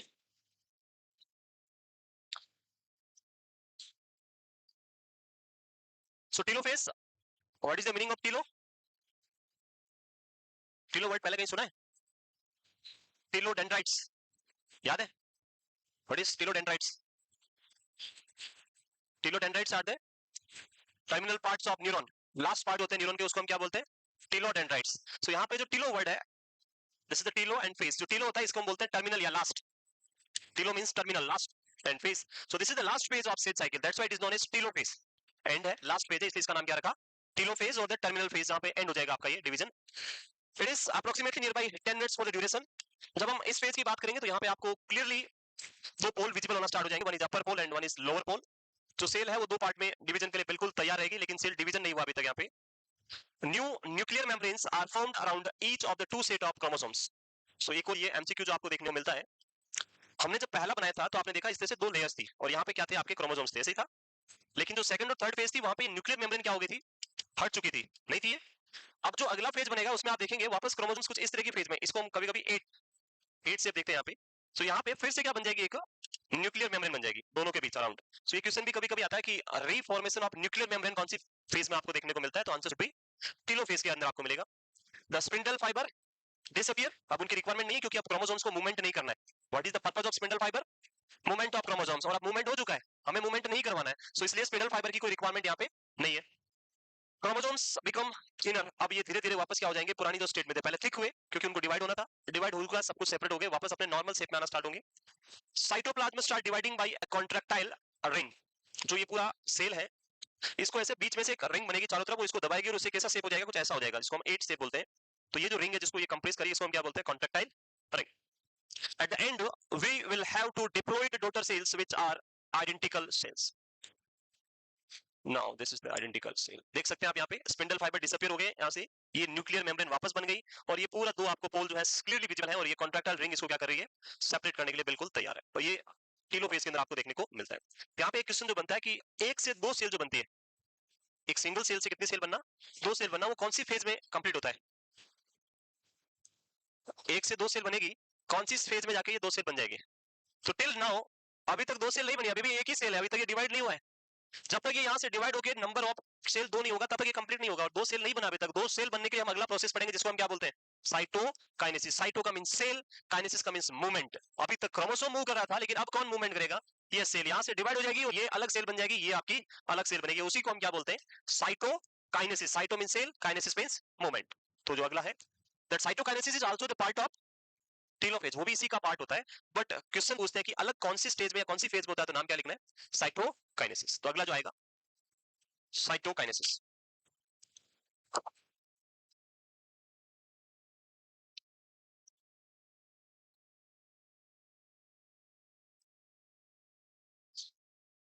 क्लियर? यस, वो करें, रटना नहीं है घर जाके, ऐसा नहीं आप घर जाके इसको रटने लग जाओ, टेलोफेज है ना, फेज मेटाफेज प्रोफेज मेटाप्रो प्रो, पता नहीं क्या कर रहे हो. रटोगे तो फिर क्या होगा, भूल जाओगे, याद नहीं होगा, कुछ समझ नहीं आएगा, तो इसलिए बिल्कुल रटना नहीं है. चलिए आगे.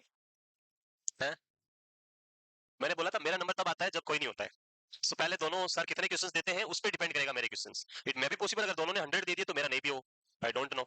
बट अगर दे दिए नहीं दिए तो फिर मुझे ऐड करना, इसलिए आपको पढ़ना तो है ही है. 10 20 20 30 क्वेश्चन तो आराम से बन ही जाएंगे, इतने तो कर ही सकते हो आप लोग. और सारे क्वेश्चंस डायरेक्ट होंगे और वन लाइनर होंगे, इसमें कोई कॉन्सेप्चुअल क्वेश्चन नहीं है कि कोई कॉन्सेप्ट वाले क्वेश्चंस यहाँ पे बनेंगे. कॉन्सेप्ट वाले बनेंगे अगले चैप्टर जो हम दो पढ़ने वाले हैं.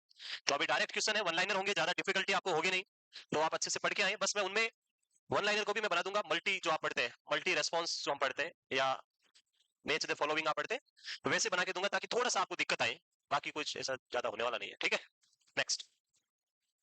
Cytokinesis. Cyto means cell, kinesis means movement. So cell के मूवमेंट वाली स्टेज आ गई. ये 8 से बना था सेल का इस तरह से, अब ये क्या होगा, यहाँ से डिवाइड होगा और दो सेल बनके यहाँ से मूव करेगी, उसको हम क्या बोलेंगे, साइटोकाइनेसिस. तो ये सेल का एक सेल से दो सेल में डिवाइड होकर मूवमेंट करने वाला स्टेज किसमें आता है, cytokinesis. And it is also the part of telophase. जब आपका टेलोफेज एंड होगा तो वहां पे साइटोकाइनेसिस भी क्या हो जाएगा, एंड हो जाएगा. The division of cytoplasm and organelles begin in anaphase and completed by the end of telophase. जब हमने बात किया जो आपके जितने भी अंदर का साइटोप्लाज्म था या जो भी क्रोमोसोम्स थे वो सारे सेपरेट होना कब से स्टार्ट हुए, जो आपकी सेकंड फेज हमने पढ़ी, प्रोफेज और थर्ड फेज. प्रोफेज और मेटाफेज में तो सिर्फ क्या हो रहे थे, वो थिक हो रहे थे. डिवाइड कब होना स्टार्ट हुए, जब हमने एनाफेज पढ़ा, जब दोनों अलग अलग होकर अपोजिट पोल पे स्टार्ट हुए, तो वहां पे डिवाइडेशन स्टार्ट हुआ.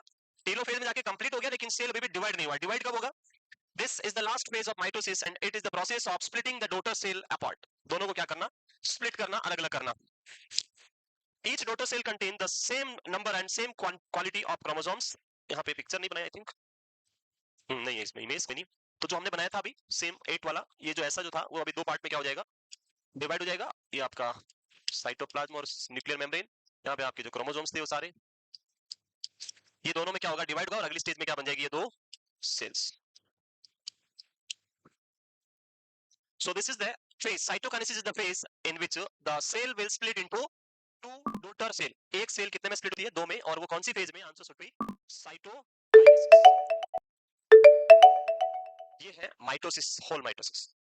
If you have any doubt, you can ask. Otherwise, we are moving on the next type of cell division, which is known as meiosis. Clear यहाँ तक? कोई डाउट नहीं है? तो सेल जो भी साइटोप्लाज्म ऑर्गेनेल्स है उनका डिवीजन कौन सी स्टेज में स्टार्ट होता है? विभाजन, दो सेपरेट होना कब स्टार्ट होता है? डिवीजन, अंदर से ऑर्गेनेल्स साइटोप्लाज्म का दो पार्ट में डिवाइड होना, तो एनाफेज से स्टार्ट होता है और कंप्लीट हो जाता है टेलोफेज में. दोनों एक दूसरे से डिटेल स्प्लिट कब हो जाती है सेल्स, तो आंसर होगा साइटोकाइनेसिस के अंदर. Now who will tell me the difference between mitosis and meiosis process? Is this both are same? Four तो बनेगी, वो तो फोर क्यों बनेगी, कैसे बनेगी, दैट इज द पॉइंट. दोनों सेम होते हैं, अलग अलग होते हैं? अलग अलग होते हैं. क्या डिफरेंस होता है? जब हम फेज पढ़ेंगे तो वहां भी यही फेज होती है, प्रोफेज, मेटाफेज, एनाफेज, टेलोफेज, और वो दो बार होती है. पहली बार होगा, फिर दूसरी बार होगा. एक बार दो बनी, दूसरी बार चार हो गई, तो मतलब वो तो सेम ही हुआ. फिर उसमें क्या डिफरेंस हुआ? एक से तो दो ही बनी, फिर दूसरी बार हुआ दो सेल थी, उनसे कितनी हो गई, चार हो गई. क्या डिफरेंस है फिर? What is the difference between this mitosis and meiosis? So अगर हम बात करें यहाँ पे डिवीजन की, जब हम माइटोसिस पढ़ते हैं तो वहां पे जो सबसे इंपॉर्टेंट थिंग है जो हमने पढ़ी यहाँ पे अभी तक, माइटोसिस के अंदर जो भी सेल बनेगी वो 46 क्रोमोसोम के साथ आपको देखने को मिलेगी, और वो जो पेरेंट सेल है उसकी आइडेंटिकल होगी, वो बहु दिखने वाली होगी, डिप्लॉइड सेल होगी. लेकिन जब हम मियोसिस पढ़ेंगे तो यहाँ पे पेरेंट सेल की आइडेंटिकल नहीं होगी. Number of chromosome is not 46, number of chromosome is 23 now. सो ऐसा क्यों होगा, वही डिफरेंस हमें यहाँ पे समझना है. फोर तो बनने का सिंपल सा कॉन्सेप्ट है, क्योंकि ये डिवीजन दो बार हो रहा है इसलिए चार बनेगी वो. लेकिन नंबर ऑफ क्रोमोसोम्स जो है वो 23 क्यों है, इसमें जो हो रहा था उसमें ऐसा क्या डिफरेंस आएगा जो हमें यहाँ पे समझना है. तो स्टार्ट करें सबसे पहले मियोसिस. पहला एमसीक्यू, मियोटिक सेल डिवीजन किसमें देखने को मिलेगा?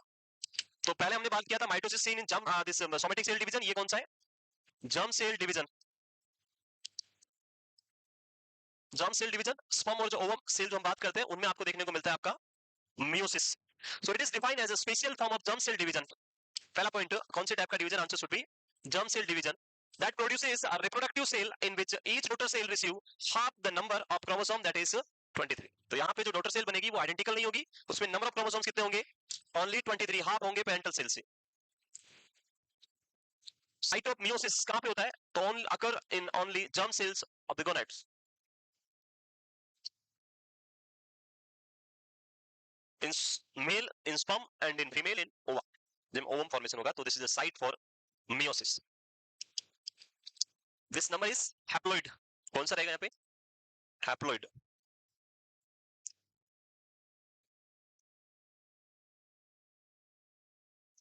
कल तो जेनेटिक्स नहीं पढ़ेंगे हम, कल हम इंपॉर्टेंट टॉपिक में ऑलरेडी बता दिया आपको. जब next class day after tomorrow हम पढ़ेंगे तब हम पढ़ेंगे आपका पेडिग्री एनालिसिस. तो उसके बारे में आप पढ़ के आए, समझ के आए जो भी आपको पता है, और उसको हम सोल्व करेंगे, उसके एमसीक्यूज पढ़ेंगे, उसको कैसे सोल्व करते हैं वो हम समझेंगे.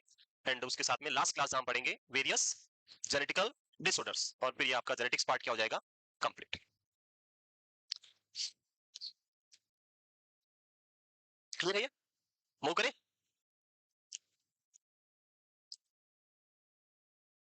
आज से जो है एक ऑनलाइन अचीवर बेच भी स्टार्ट हो चुका है. तो जितने भी सेलेक्टेड फ्यूचर नर्सिंग ऑफिसर है उन सबके लिए ये स्पेशल बेच जो हमने स्टार्ट किया है, तो वो बेच ऑनलाइन है जो ऑलरेडी 2:30 PM से स्टार्ट हो चुका है, चल रहा है अभी भी. एवरीडे 5 आवर्स की क्लासेस होगी यहाँ पे, लाइव क्लासेस होगी, ऑफलाइन नहीं है. और उन 5 आवर्स की क्लासेस में मेंस रिगार्डिंग जो पॉइंट्स इंपॉर्टेंट है वो हम डिस्कस करने वाले हैं. तो अगर कोई भी फ्यूचर नर्सिंग ऑफिसर जिसको नहीं पता है उसका सिलेक्शन हुआ है, तो आप उनके तक ये इन्फॉर्मेशन क्या कर सकते हैं, पहुंचा सकते हैं, दे सकते हैं, ताकि वो इसका पूरा बेनिफिट ले सके. चलिए आगे लिख लिया, मूव करें. सो मियोसिस की बात करें, meiosis occur in two stages, meiotic division 1 and meiosis division 2. Like mitosis जो था वो वन फेज में ही होता है, एक सिंगल स्टेज में होता है. लेकिन जब हम म्यूटिक डिवीजन की बात करते हैं या मियोसिस की बात करते हैं तो ये कितनी फेज में होता है, तो दो स्टेज में होता है. पहले स्टेज 1, ये स्टेज 1, एंड देन वापस होगा म्यूटिक स्टेज 2. पहले यहाँ पढ़ेंगे हम प्रोफेज फर्स्ट, प्रोफेज के बाद आपकी metaphase first, anaphase first, telophase first. Then second में फिर पढ़ेंगे prophase second, metaphase second, anaphase second and telophase second. तो इस तरह से दो बार होता है, और इसी वजह से आपको नंबर ऑफ सेल यहाँ कितनी मिलती है, 4. Stage of meiosis, so interphase of the cell cycle include G1, S and G2 phase, जो हम ऑलरेडी डिटेल में पहले ही क्या कर चुके हैं, इनके बारे में बात कर चुके हैं। वही सेम होगी यहाँ पे, उनमें कोई डिफरेंसेस नहीं होगा। सेम G1 गेप 1 पेज, जहाँ पे आपका एंजाइम बनेंगे, S फेज में प्रोटीन सिंथेसिस होगा, G2 फेज आपका एंजाइम बनाएगी नेक्स्ट मियोसिस डिवीजन के लिए। Interphase is followed by meiosis, and meiosis consist of 2 successive stages, 2 stage में होगा, meiotic first and meiosis second, first and second.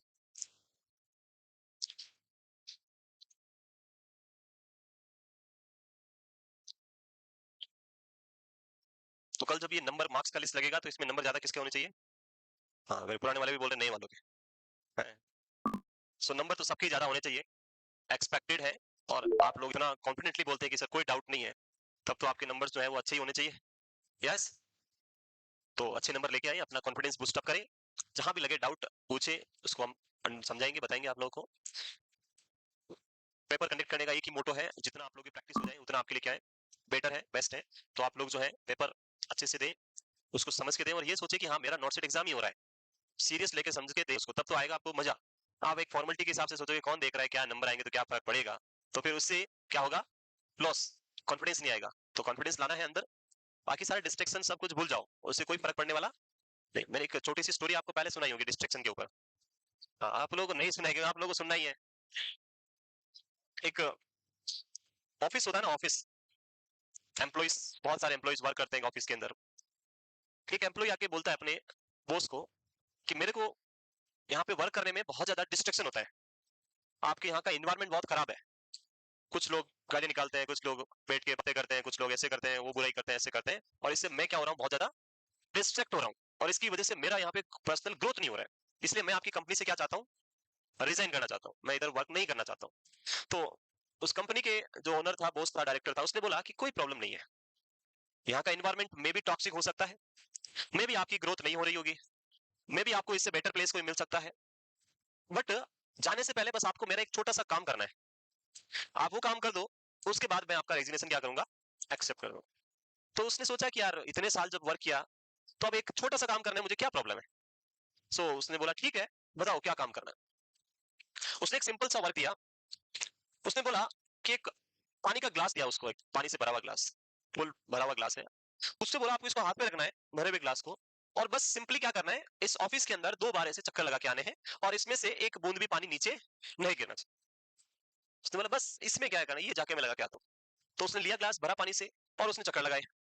अब वो चक्कर लगा रहा है, 2 चक्कर किए उसने पूरे, और 2 चक्कर कंप्लीट करने के बाद वापस आया, और आके बोला देख लीजिए मेरे हाथ के ऊपर एक बूंद भी पानी नहीं है, यानी मैंने बिल्कुल कंप्लीटली यहाँ पे ये काम कर दिया।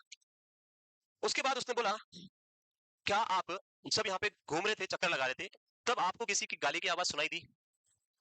क्या आप जब यहाँ पे वॉक कर रहे थे या इधर इस पे पानी के ग्लास को लेकर चल रहे थे, तब आपको लोग बातें करते हुए, ठाके जोक्स करते हुए आपको सुनाई दिया? बोला नहीं। क्या किसी ने आपके ऊपर कमेंट किया होगा और आपने उसको सुना? क्या आप जब इस ग्लास को लेके घूम रहे थे, तब आपको किसी भी पर्सन की वजह से डिस्ट्रैक्शन हुआ? क्या इन्वायरमेंट चेंज कर दिया मैंने? इन्वायरमेंट भी वही था, लोग भी वही थे, सब कुछ वही था, बातें भी वही थी, सब कुछ सेम था, बस डिफरेंस किसका था? वो था आपका गोल। उस टाइम गोल क्या था कि ग्लास में से एक बूंद भी पानी गिरना नहीं चाहिए, आपका सारा फोकस किधर था? सिर्फ ग्लास पे था, काम क्या सुन रहे हो, फोकस ही नहीं है आपका। और जब आप पूरा फोकस इधर रखोगे, तो बाहर वाले लोग क्या कर रहे हैं उससे कोई फर्क नहीं पड़ेगा, बाहर लोग क्या बोल रहे हैं उससे आप बिल्कुल डिस्ट्रैक्ट नहीं होगे। हॉस्टल में सर बातें बहुत करती लड़कियां, वो पढ़ने नहीं देती, वो साउंड चलाती, आप क्यों डिस्ट्रैक्ट हो रहे हैं? क्योंकि आपका फोकस उनके ऊपर है। आप वेट करेंगे कब ये गाने चलाए और मैं इसको बोलूं क्यों गाने चला रही, मैं पढ़ाई कर रही हूँ, आप उसको सोच रहे हैं अभी मैं पढ़ने बैठी हूँ, अभी तक क्यों नहीं चला रही गाने। आपका पूरा फोकस किस पे है? उसके ऊपर है कि ये गाने चलाएगी, फिर हम दोनों ये करेंगे, और मैं बोलूंगी, कंप्लेन करूंगी वार्डन से कि ये डिस्ट्रैक्ट करती है ऐसे। अरे आप उधर फोकस ही मत करो, सारा फोकस किस पे रखना है? अपनी पढ़ाई पे रखो, बाहर क्या हो रहा है सब भूल जाओगे ऑटोमेटिकली, सब कुछ भूल जाओगे अगर आपका सारा फोकस इस पे ऊपर है। और अगर आप सोच ही लिया कि नहीं मैं तो डिस्ट्रैक्ट हो रही हूँ, तो फिर जो छोटी एक ये बोतल नीचे भी गिरेगा ना, वो भी आपको इरिटेट करेगा, इतना ज्यादा कि आप हो जाओगे, बोतल कैसे गिरा दी यार। तो इसीलिए लाइफ में सिंपल सा फंडा है, दूसरे क्या कर रहे हैं करने दो उनको, जो करने करने दो भाई, आपका काम है करते रहो, जो भी डिस्ट्रैक्शन आपको हो रहा है करना नहीं, कोई बात नहीं, आपका काम है पढ़ते रहो, नींद आ रही सो जाओ, उठो नहाओ धो पढ़ो, काम बस यही, और कुछ काम तो है नहीं। यस और नो? इसीलिए डिस्ट्रैक्शन कौन करता है लाइफ में? खुद अपने आप से होता है, दूसरा कोई किसी को डिस्ट्रैक्ट लाइफ में कभी नहीं कर सकता। तो इसलिए सारा फोकस रखना है कल के पेपर पे, कोई बहाना कोई डिस्ट्रैक्शन नहीं चलेगा कल, ठीक है? Yes. Next, meiosis first stage of meiosis, जहां पे हम बात करेंगे प्रोफेज, मेटाफेज, एनाफेज एंड सारो जो फेज है फर्स्ट फेज। तो सबसे पहली फेज क्या है आपकी? Prophase 1।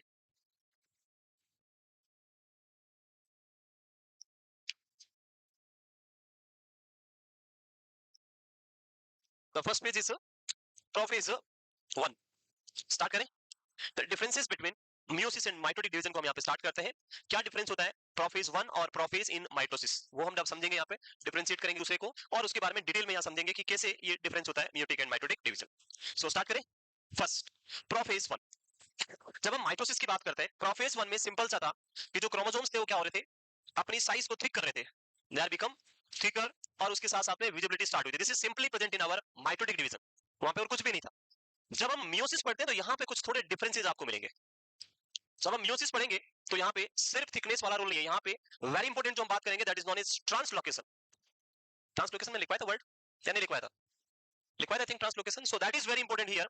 During prophase 1 DNA is exchange between homologous chromosome in a process called homologous recombination. क्या होगा देखें, ये chromosomes है and this is the second chromosome. If these two are homologous to each other, अगर ये दोनों क्या एक दूसरे के homologous है, सेम टू सेम दिखने वाले हैं, तो ये दोनों एक दूसरे के साथ क्या करेंगे, homologous recombination. क्या होगा देखें. So I'm drawing like this is the thing.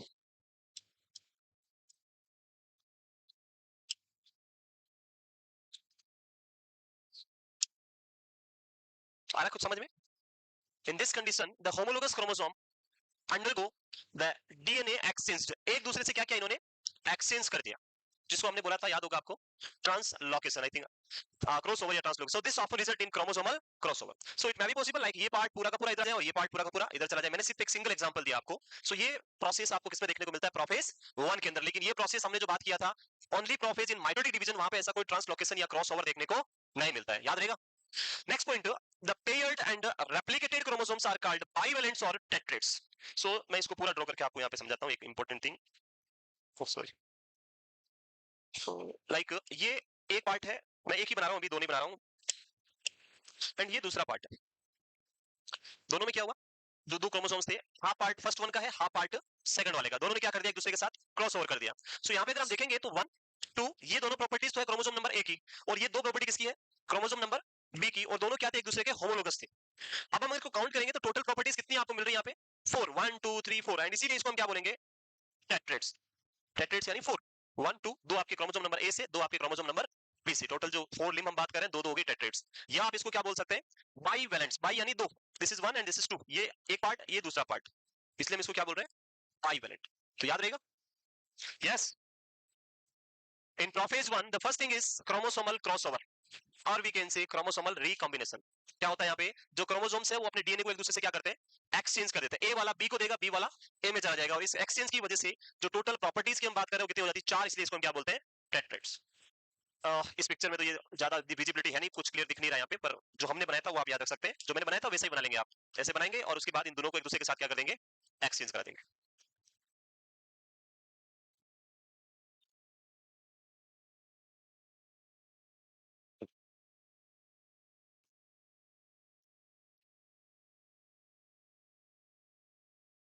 Next लिख लिया.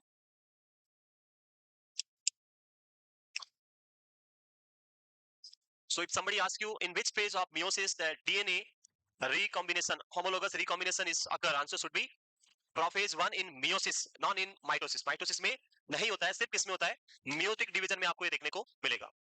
दूसरा, टेट्रेट्स या बाइवेलेंट्स होते हैं, वो किसमें आपको देखने को मिलेंगे, तो आंसर होगा सिर्फ और सिर्फ मेयोटिक डिवीजन में होंगे, माइटोटिक डिवीजन में आपको देखने को नहीं मिलेंगे.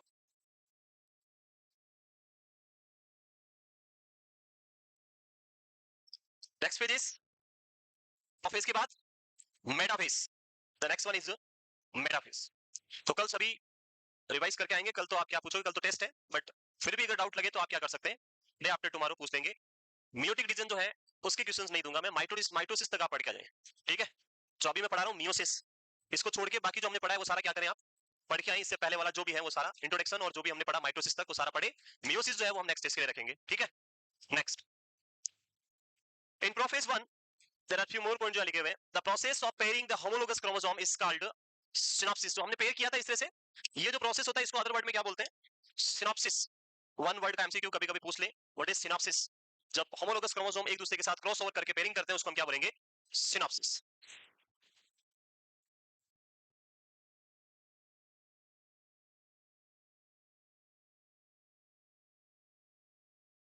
Yes. Synopsis in simple word, जो हमने क्रॉस ओवर पढ़ा था, एक क्रोमोसोम का पार्ट दूसरे से अटैच हो रहा है, that cross over, that attaching, that is known as synapsis. Yes, centromere और सेंट्रोसोम जो है वो अटैचिंग पॉइंट है, जहां पे अटैच हो रहा है उस पॉइंट को हम क्या बोलते हैं, सेंट्रोसोम या सेंट्रोमेयर। लेकिन इधर से निकल के उधर जा रहा है, ये कौन प्रोसेस करवा रहा है, एक दूसरे को ले जाने का जो प्रोसेस है, इससे ले जाके उसमें ले जा रहा है, उससे इसमें ला रहा है, या इसको निकाल के सेंट्रोसोम या सेंट्रोमेयर पे अटैच करने का जो प्रोसेस है वो क्या है, सिनॉप्सिस, इसके थ्रू ये प्रोसेस कंप्लीट हो रहा है, so that process is synopsis. देख लिया। Next, metaphase. Meta means after, किसके बाद होती है, प्रोफेज के बाद, इसलिए हम इसको क्या बोलते हैं, metaphase. Metaphase 1 is the second phase of meiosis. The tetrates from prophase 1 line up in the middle of the dividing cell randomly. जैसे हमने previous one में पढ़ा था मेटाफेज के अंदर, वो सेम यहाँ भी होगा। स्पिंडल फाइबर इस बार क्या करेंगे, सभी को एक साथ लाइन में पुट कर देंगे, जो हमने इक्विलिब्रियम प्लेट पढ़ी थी उस प्लेट के ऊपर लाइन में लेके आ जाएंगे यहाँ पे सेम स्पिंडल फाइबर, ये आगे tetrates from both ends of the cell.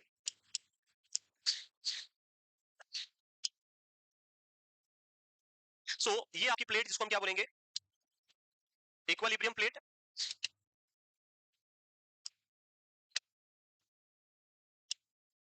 and these are the chromosomes.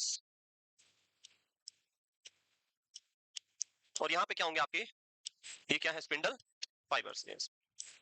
सो ये जो प्रोसेस हम पढ़ रहे हैं ये सेम है जो आपने माइटोटिक डिवीजन में पढ़ा था, बस माइटोटिक डिवीजन के अंदर क्रॉस ओवर या रिकॉम्बिनेशन प्रोसेस नहीं होता है। द क्रॉस ओवर और recombination is not present in mitotic division, that is only present in meiotic division. तो यहाँ पे भी ये सेम हो गया कि ये इक्विलिब्रियम प्लेट पे कौन सी फेज में आता है, तो आंसर होगा आपका सेम इन माइटोटिक डिवीजन जो था वो सेम यहाँ पे मेयोटिक डिवीजन में भी रहेगा, मेटाफेज फर्स्ट के अंदर।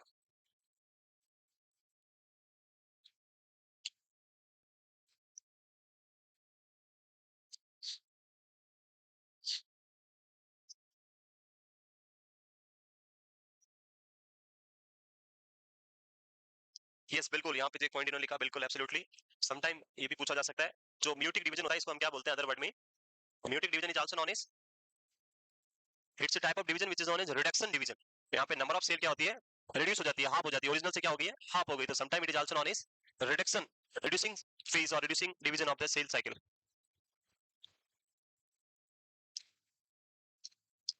नेक्स्ट मेटाफेज के बाद में third phase is anaphase first, वो करें। Next this is the anaphase. So आप इस पिक्चर में देख सकते हैं रेड के साथ में कौन है, ब्लू है, और ब्लू के सामने रेड है। ये किसकी वजह से पॉसिबल हुआ, डीएनए क्रॉस ओवर की वजह से। This is because of the DNA cross over, जो क्रॉस ओवरिंग हुआ उसकी वजह से आपको ये देखने को मिल रहा है कि रेड ब्लू के साथ में, ब्लू आपका रेड के साथ में, सेम दोनों पोल के ऊपर स्पिंडल फाइबर क्या करेंगे, इनको टेट्रेट्स को पुल करेंगे और दोनों क्या हो जाएंगे, हाफ हाफ पार्ट में डिवीजन यहाँ पे स्टार्ट हो जाएगा। So anaphase 1 is the begin when two chromosomes of each bivalent separates and start moving toward opposite poles. In anaphase 1 the sister chromatids remain attached at their centromeres and move together toward the poles. यहाँ पे एक और point जो आपको ध्यान रखना है, जब हमने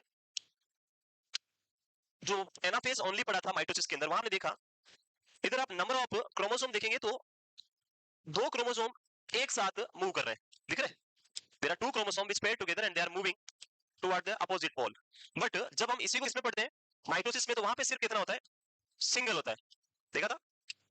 सो this is one more difference जो हम बात करें यहाँ पे, जब हम म्यूटिक डिवीजन पढ़ते हैं, मियोसिस पढ़ते हैं, तो वहां पे डबल क्रोमोसोम्स जो एक साथ मूव कर रहे हैं अपोजिट पोल के साथ में, बट जब हम माइटोसिस पढ़ेंगे तो वहां पे क्या होगा, सिंगल होंगे। अब इससे क्या बेनिफिट मिलेगा कि जब ये डिवाइड होगा तो इधर भी कितने होंगे, 46 होंगे, और इधर भी कितने होंगे, 46 होंगे। नंबर ऑफ क्रोमोसोम अभी भी कितने मिलेंगे दोनों के पास, 46, क्योंकि जब डीएनए सिंथेसिस हुआ तब डीएनए क्या हो गया था, जस्ट डबल हो गया था, 46 का डबल हुआ था डीएनए सिंथेसिस तो, और अभी भी दोनों में क्या है, 46 46, 23 डबल इधर चले गए, 23 डबल इधर गए।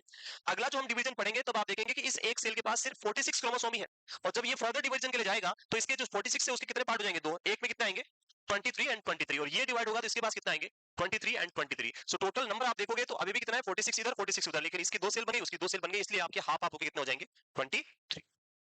नेक्स्ट ये हो गया लास्ट फेज व्हिच इज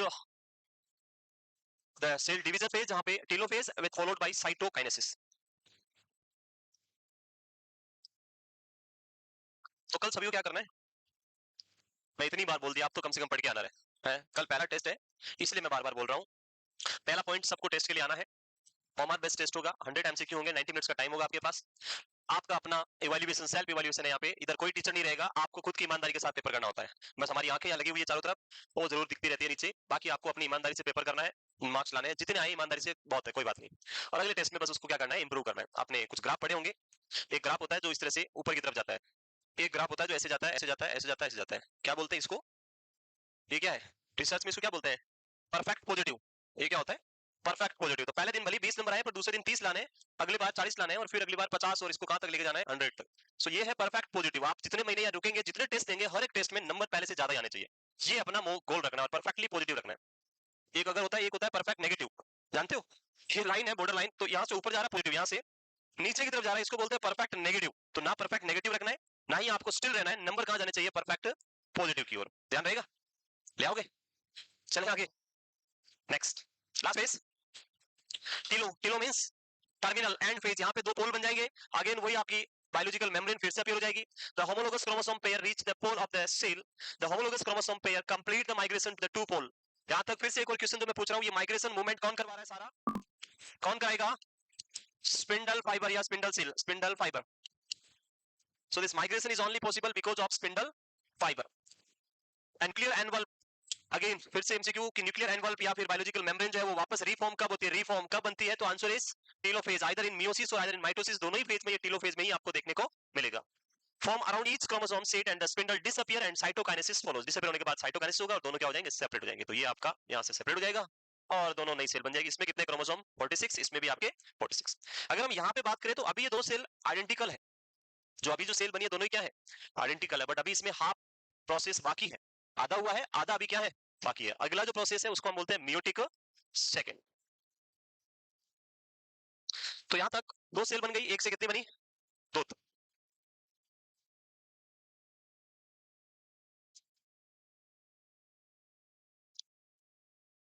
देख लिया? माइटोटिक सॉरी मियोटिक सेकंड जो डिवीजन होता है, it is present as same as mitosis जो प्रोसेस होता है वही सेम अब इसके आगे होगा। इसके आगे प्रोसेस सेकंड होगी जहां पे सेम ये थिकर होना स्टार्ट हो जाएंगे, दिखना स्टार्ट होंगे। वही सेम प्रोसेस सेकंड के अंदर ये फिर से एक सिंगल इक्विलिब्रियम प्लेट पे आ जाएंगे।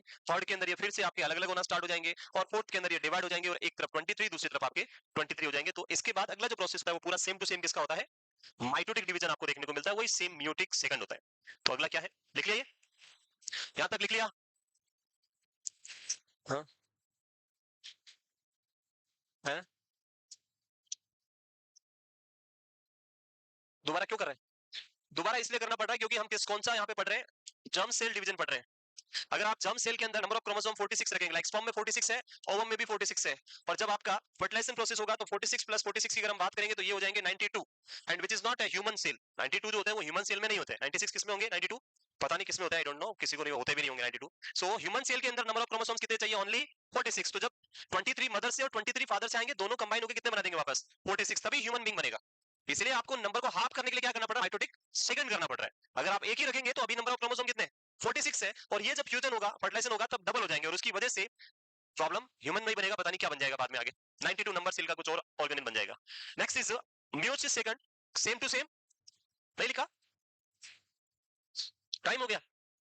टाइम की पड़ी, पहले टाइम की पड़ी है। कहां जाना? टाइम हो गया जो है। लाइफ में याद रखना है,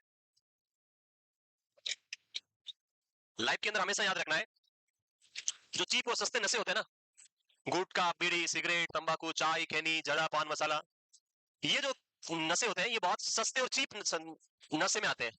अगर लाइफ में नशा करना है तो नशा रखना है किसका? किताबों का नशा करना है, पढ़ाई का नशा करना है। इन छोटे मोटे नशों में कुछ रखा हुआ नहीं है, इसलिए चाय, सिगरेट, बीड़ी, सिगरेट सब बंद। अगला क्या है? Meiosis second.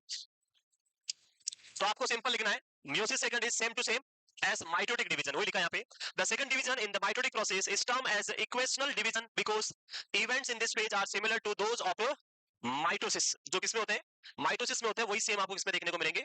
मियोसिस सेकंड के अंदर। तो सेम टू सेम सिंपल लिख दो, सेम एज माइटोसिस डिवीजन, वही आपको यहाँ पे रहेगी चारों फेज। बस नाम हो जाएगा prophase second, anaphase, metaphase second, anaphase second, telophase second. Then next topic which is very important, Mendelian inheritance, and this inheritance will discuss in next class tomorrow.